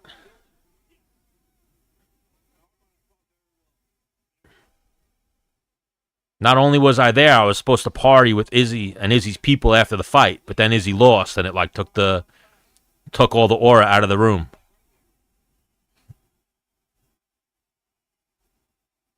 Rachmanov's about to get a takedown. Oh, nice defense by Ian Gary. Very good balance. Did not accept the takedown there by Shavkat. Stayed on his feet. These two are working right now.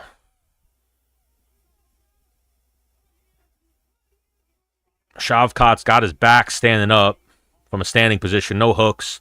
Ian Gary's hand fighting, looking to get back inside.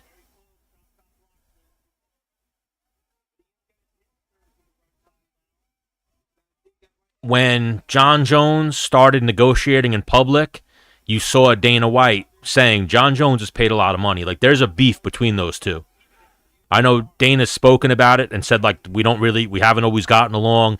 John always makes it like they're best friends. There's a beef between those two about money. Oh, shit. Ian Gary's about to take Shavkat down. He almost tripped him. Shavkat avoided it. Shavkat reverses him up against the cage. Minute left. Ian Gary's surprising me right now with his grappling.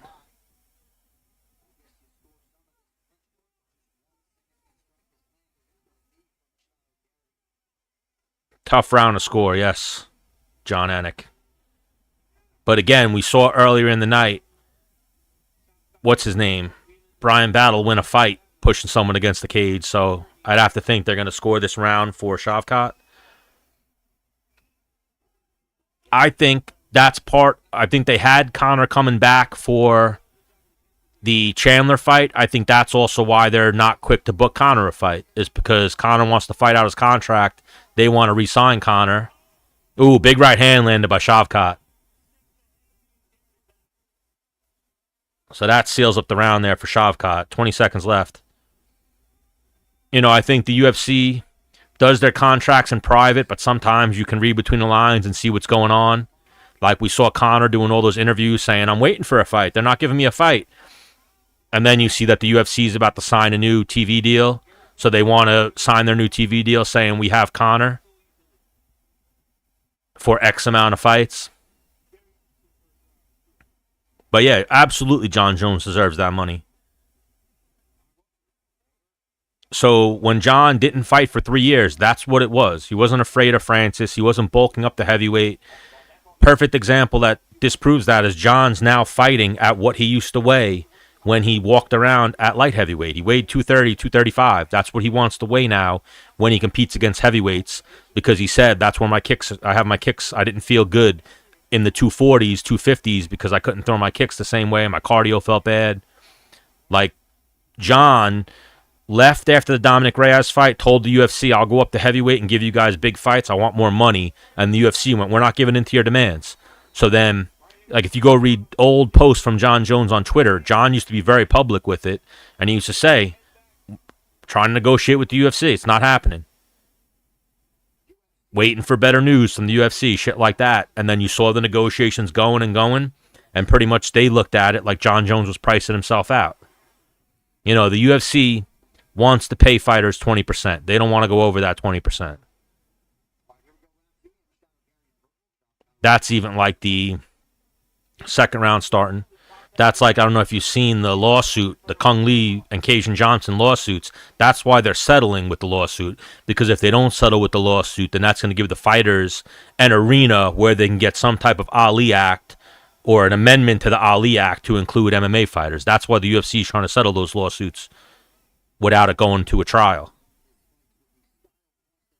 Because if it goes to a trial and the fighters win in court, then there can be an amendment to the Ali Act. And then fighters are entitled to 50%. Or can start a union and can negotiate what they get. Do I do what for a living? Exactly. Dana said he'll disappear for a while. That's Dana negotiating in public.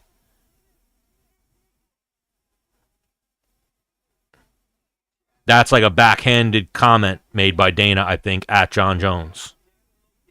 Yeah, I do, somewhat. Getting back into it.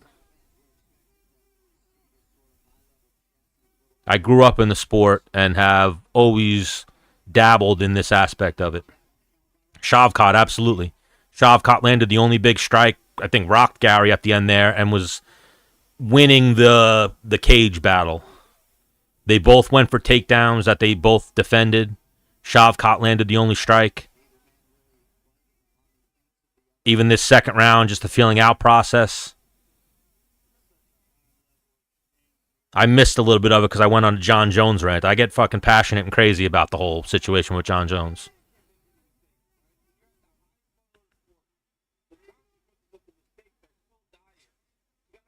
Ooh. Nice kick landed by Gary. Ian Gary looks like he's starting to get comfortable. Little glancing head kick. Oblique kick.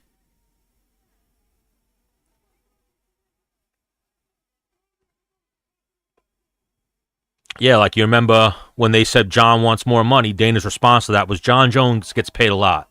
I'm not going to say what he makes, but John Jones makes a lot of money.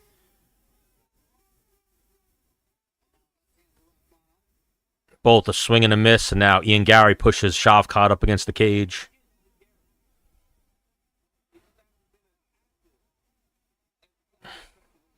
You know, like the problem with John Jones or Conor, when they aren't just going to take fights and they're going to want more money, if they get more money, then other people are going to know they can negotiate and get more money. The UFC is trying not to set a precedent in contract negotiations. You know, obviously they hold Conor to a whole different standard, but right now Conor's in that space of I want to become an owner. I mean, I don't know what space he's in now with this cocaine and his party and his sexual assault cases, but he was in a realm of I want to be an owner, I want to get pieces of the company, and then you saw with Francis Ngannou. Francis Ngannou tried to negotiate something like that, and they were like, kick rocks. We're not giving you shit. Because if the second they give in or they give someone a little piece, everyone's going to come out of the woodworks like, that's what I want, this is what I want in my deal, blah, blah, blah. And right now, they have it fucking made. There's no union, there's no Ali Act, there's no nothing. There's take it or leave it contracts. And they have a monopoly. They can say, go kick rocks, go fight for the PFL. Go fight for fucking Bellator. This second round's definitely harder to score. I'd lean towards Rachmanov just because now this cage control, but I feel like Gary landed the only strikes.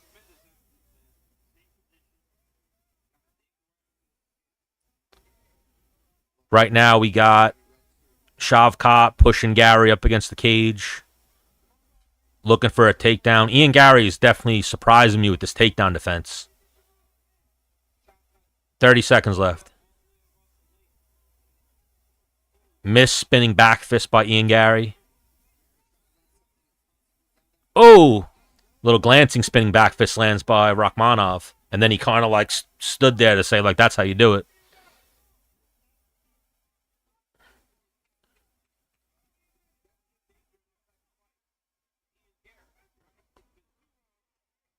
Left hook lands for Shavkat. Nice calf kick by Ian Gary, but I think Shavkat takes that second round as well. If Ian Gary had a little bit of success early on, Ian Gary lost it a little bit at the end. Yeah, he's definitely down 2-0, I think. He looks game, though. He's fresh in the corner. He's sitting there like meditating, his head's up.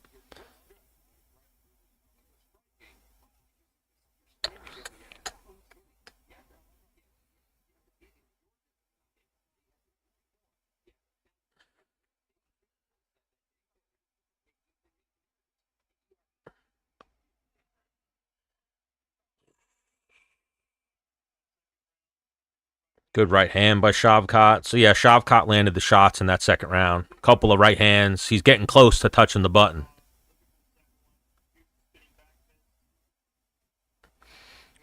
I think what we could do, or what they should do, is they should look at the Pride rules, and they should just adapt the Pride rules.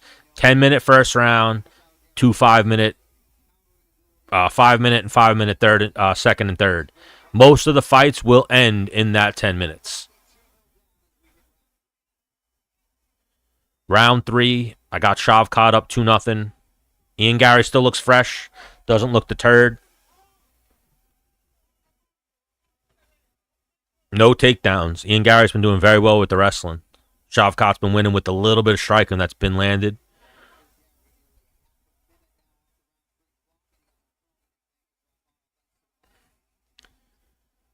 Ian Gary's just almost landed a head kick, but Ian Gary's definitely looking for that one shot right now, though. He's not really trying to set up combinations or do anything like that. He's just trying to, seems like he's just trying to time Shavkat coming in. My brain keeps wanting to call Shavkat Kamzat. Good body kick by Ian Gary. But yeah, I think if we went to Pride rules with that 10-minute first round, a lot more stoppages. There'd be a lot more KOs or finishes in fights.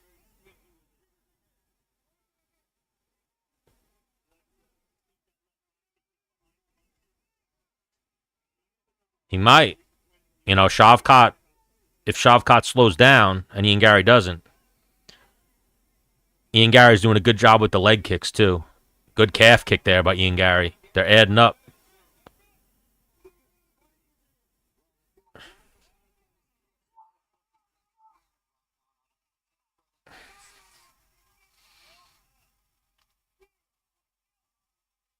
And swing and a miss by both guys. You know, I think, yeah, the kicks for Ian Gary, they're not big wow kicks, but I think he's doing work with the kicks. You know, third round, by the middle of this round, fourth and fifth, those things will start adding up.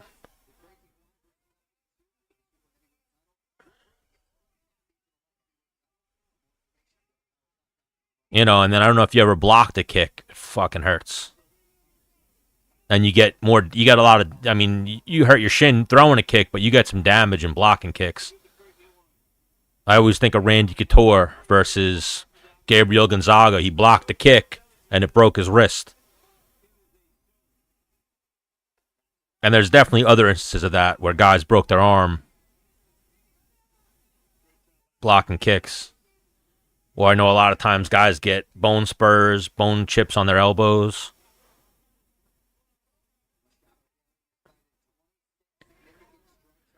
Two minutes left in the third round. Not much has happened in this round. I'd actually say Ian Gary was winning with some kicks, but But now we got Shavkat pushing him up against the cage. And these Vegas judges, they love that cage control.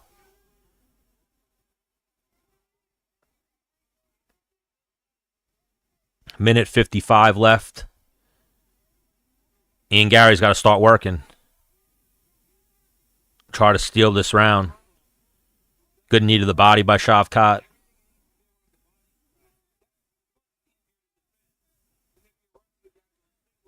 Definitely a slower paced fight than I think a lot of people were anticipating. Definitely a grind. A lot of respect by both guys. Minute and 30 left. Shavkat's got Gary up against the cage.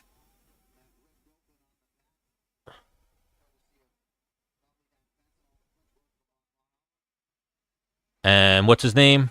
Mark Goddard. Just broke them up off the cage.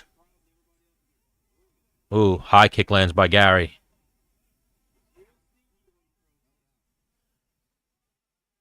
What? Regulated goods. What did I do? I don't know. They just gave me some strikes on my channel.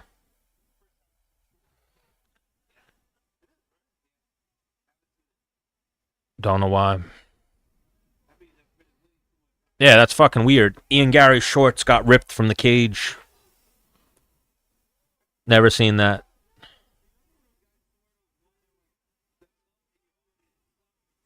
Shavkat won what?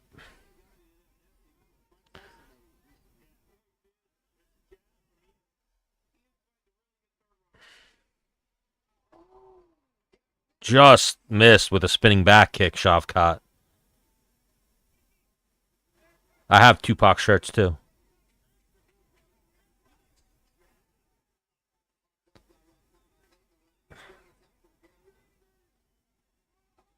Ooh, good right hand landed at the end by Shavkat. Might be 3-0. Definitely a better round for Ian Gary, that third round. Wouldn't be surprised if a judge gave it to him. Probably won this fight. He's probably up 3-0 right now.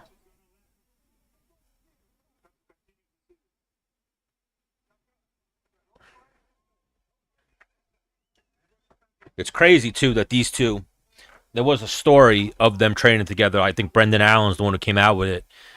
He didn't say, oh, look, they're trying to give him a shorts change right now. What the fuck? They are changing shorts right now in the middle of the round. The 10-second whistle just went off, and they're having Ian Gary change his shorts because his shorts were ripped in the back. He still had underwear on. You couldn't see his bare ass, but they're making him change his shorts. That is absolutely a first. I've seen cup issues. Like I was just watching today. It came up on my feed, and I watched it. That GSP versus Bisping fight. Remember Bisping's cup broke?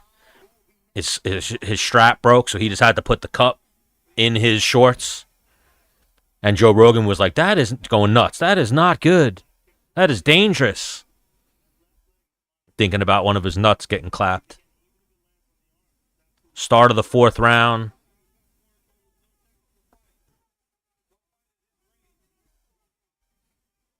Good spinning back kick to the body by Shavkat. But yeah, the problem Ian Gary's having right now is one at a time. He's trying to just land one shot. I don't think that's how you beat Shavkat.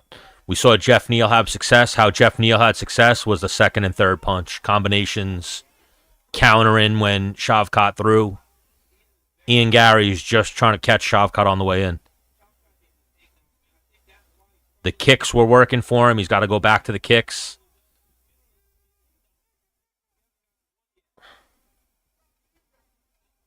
Both just traded jabs.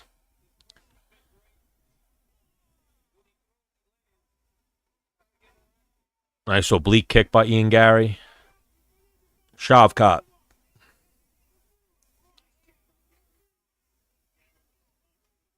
Shavkat's probably up 3-0.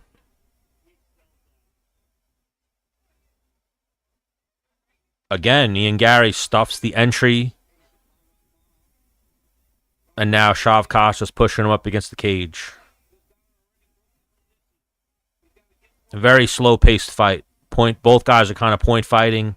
Ian Gary's defending the takedown, so it's a lot of Shavkat just pushing Ian Gary up against the cage. So much so that Ian Gary, from grinding up against the cage, his shorts completely ripped in the back. Now they're back at distance. 3 minutes left. Oh, there's a good takedown by Shavkat, and he finally gets a takedown. First takedown in the 4th round. So Shavkat on top of Ian Gary in full guard.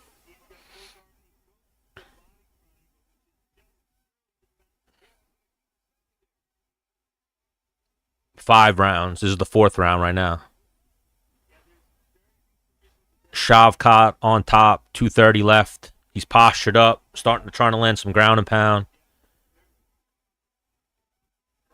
You know, I know one thing that really, I think, could help Ian Gary. Not saying he's going to throw up jiu-jitsu, but I'm saying just working with these grapplers. I know he now trains with Oliveira, Damian Maia. Like, he had really good grapplers and training partners at Killcliff. Now I think he has those same level of guys, but in smaller rooms. Gary tries to stand up, gives up his back. Shavkat gets too high, falls over the top. And now Shavkat scrambles on a single leg. Ian Gary's got a guillotine. Ian Gary's got a power guillotine. And Shavkat shucks him by and gets out. That was close.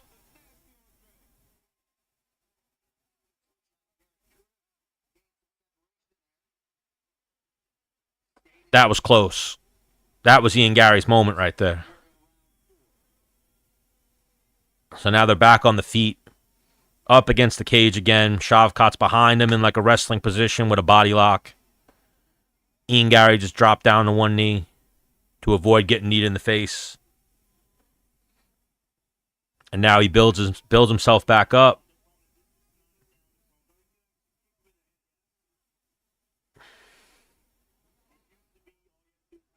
Now they're on the feet in wrestling position. Shavkat's behind him with a body lock.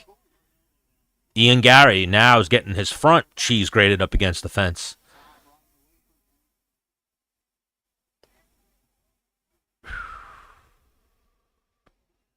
And almost got another takedown, but Ian Gary's able to escape. Now they're back at distance. Miss spinning back fist by Gary. Another takedown by Shavkat. Ian Gary's got a guillotine. Shavkat scrambles out of it. You know, every Russian you've ever seen, I know Shavkat is Kazakhstan or whatever, just that part of the world, very hard to guillotine. They're all good at getting out of guillotines. And the second you grab their neck, they start creating angles and scrambling out. Some good ground and pound by Shavkat. A couple of elbows from the bottom by Ian Gary. 10 seconds left. 4-0. End of the 4th round. 4-0 Shavkat.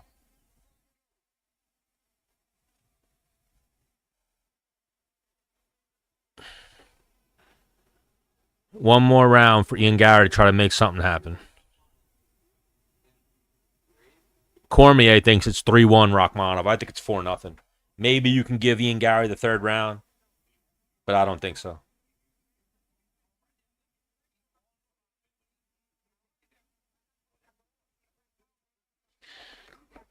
I don't know why they gave me restrictions, like some asshole reported me.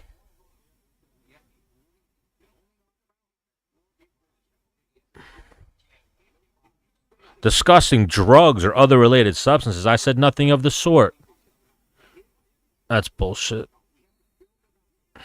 All right, I'm going to restart this because they got me. I don't know. I guess I'll wait till after this fight. I don't know. They put a bunch of restrictions on my shit. I don't know why. TikTok's weird with that. I'm new to it, so I'm starting to see that they got a lot of things like that. So 5th round coming up. Shavkat's either up 3-1, probably 4-0. You know, like right now, if Ian Gary can win this fight in the 4th round, he's a superstar. Or not a superstar, actually, because, spinning back kick just almost landed for Shavkat. Because I don't think this pay-per-view did very well. Like, they actually would have been better putting this fight on a fight night or something where more people would see it. Not that it's an action fight. I'm saying to build name value. I don't think a lot of people tuned into this pay-per-view. Ooh, Ian Gary just took Shavkat down.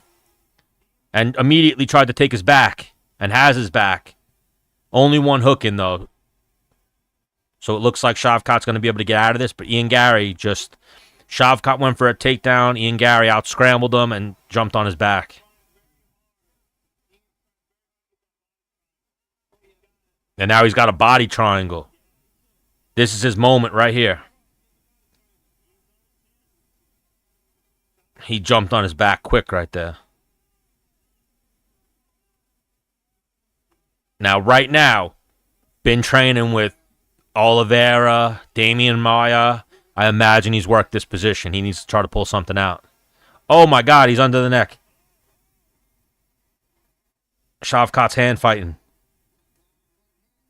Oh, he's on the chin. He's squeezing.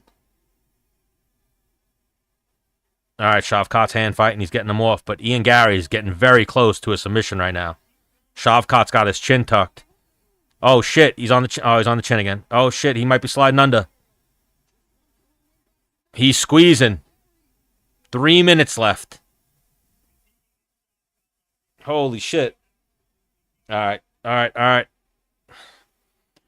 He's trying to pry his chin up and trying to get behind his head again. He just had it, but he was on the chin. He was squeezing. Shavkat wasn't tapping to that.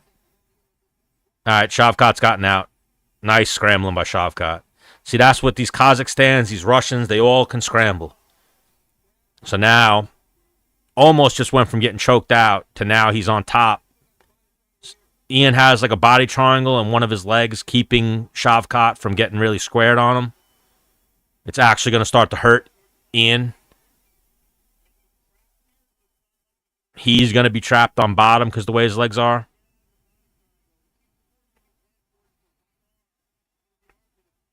Nice scrambling by Shavkat to get out. So now Shavkat's on top. Ian Gary's got a body triangle from bottom, which isn't very effective. Crazy.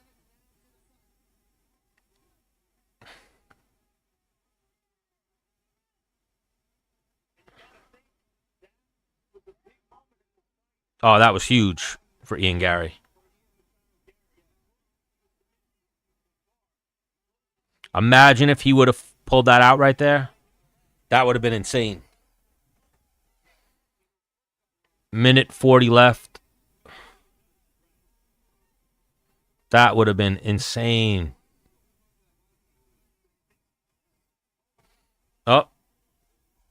Ian Gary's trying to sweep him.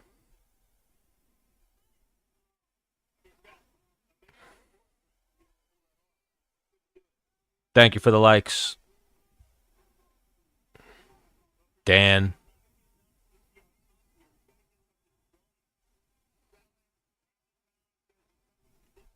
Minute left, so looks like Ian Gary is going to run out of time.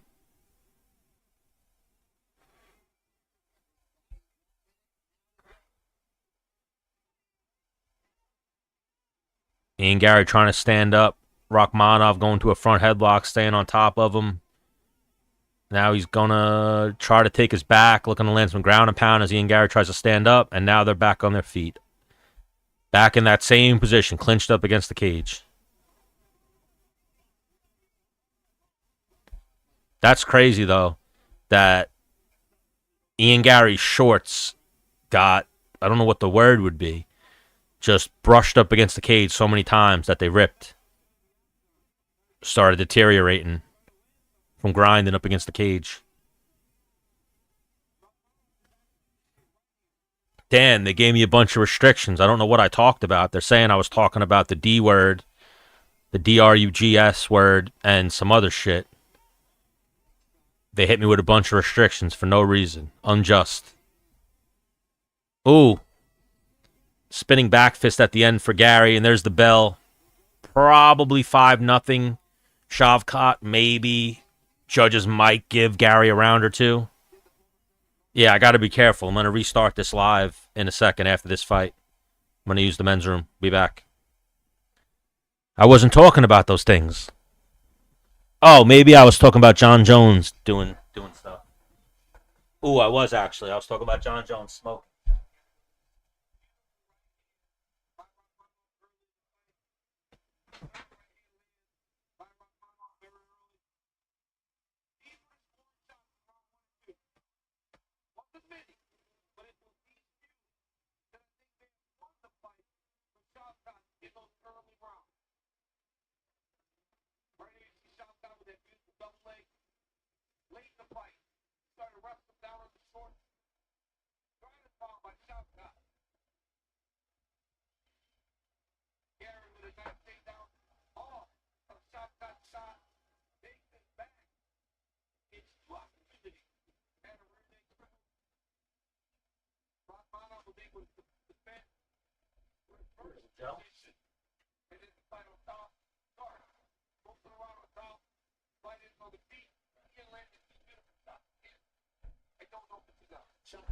Was not enough, DC.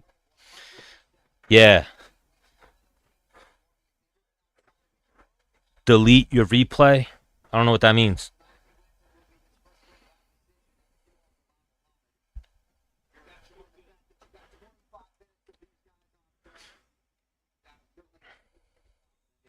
But yeah, I was talking about John Jones's extracurricular activities over the years and his ability to dominate fighters despite having those extracurricular activities. Then I might have been talking about Connor's.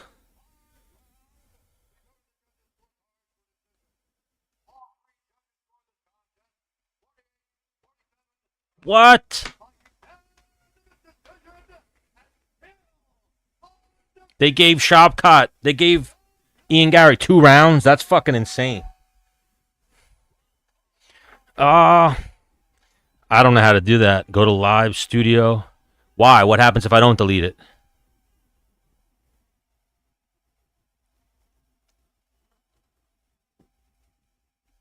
Well, Connor and John Jones. I was talking about John, I know. I might have said Connor with his booger sugar. But yeah, you see, TikTok's smart. They picked that crap out.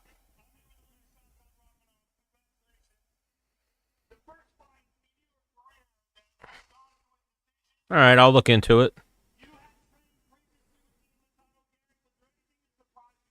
Ian Machado surprised the fuck out of me with that fight. Very impressive. But even the Shavkat I saw and the Ian Gary, Bilal might beat both of them. The Bilal that I've seen lately, he definitely has something for both of these guys. Yeah, I just got to learn the codes. They know the lingo, but I got to learn the lingo or come up with my own lingo.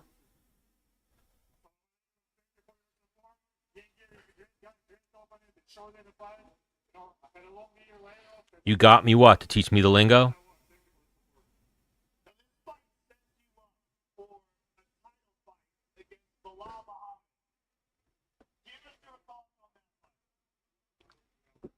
Thank you. Oh man, they're booing Bilal so heavy. Bilal is like the nicest guy ever. I've seen some cringiness, but how do you know?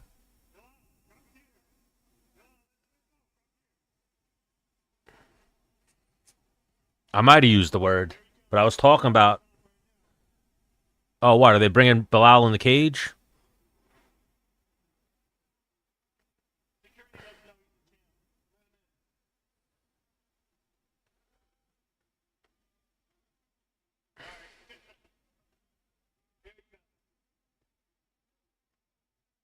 So they're bringing Bilal in the cage to face off with Shavkat. They were supposed to fight tonight, but Bilal had a toe infection. I don't know why they're booing Bilal.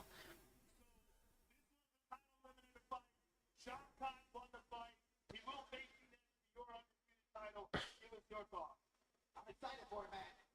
I see the crowd moving right. Those boos are going to turn to tears real soon, guys. Another victor that I think I'm going to break. Another hole I'm going to take. Both of these going to be still no matter what, guys.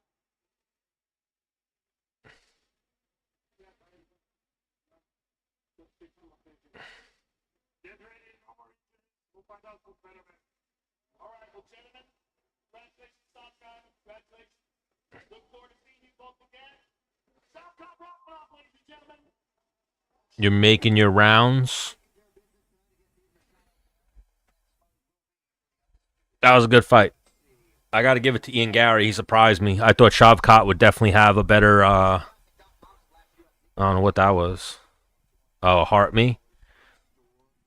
Ian Gary definitely surprised me with his wrestling. His wrestling looked really good tonight. So Shavkat versus Bilal was supposed to happen tonight. That's next. But I think tonight, what we saw from Shavkat lets me know Bilal's not lost in that fight. Bilal's alive in that fight. The grappling goat, Gordon Ryan. Thank you for the bracelets. See, like we were talking about with Alex Pereira, every time they show him on camera, the crowd goes nuts. That's why John Jones wanted that fight. Anyone with a brain would want that fight. That's the money fight, if you will. Maybe not red panty night, but what's that? What's the color of the Brazilian flag? Like that green color? Green panty night if you fight Alex Pereira. Thank you for the follow.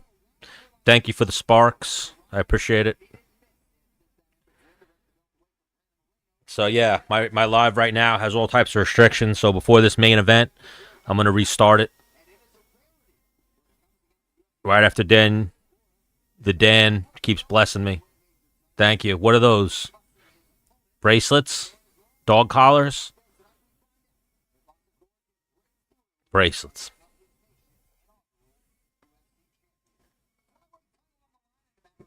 But yeah, I might do a little gardening in between my 1 minute break. You know, YouTube lets me garden all I need to. My name is Danny Eppendaler. Yes, it is. D Dollar. So one more fight coming up, then a post-fight press conference. Then I'm going to do a video discussing what's next for the winners and the losers.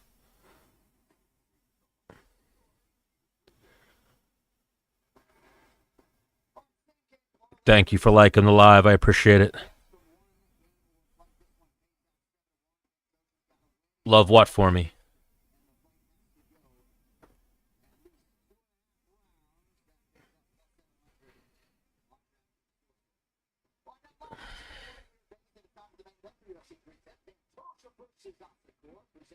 All the things, yes.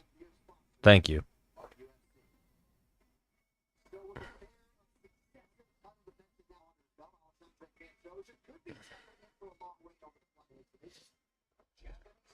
So, all right, before this main event, I'm going to restart my live so that way I don't have my restrictions on me anymore. Thank you guys for joining me. Hopefully, I'll see you guys in a moment.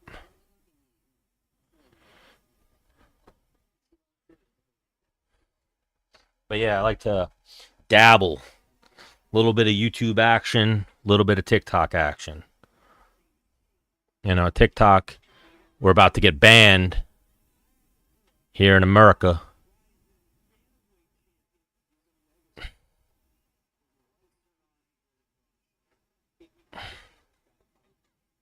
You know, they're trying hard. They're trying hard to ban us here in America.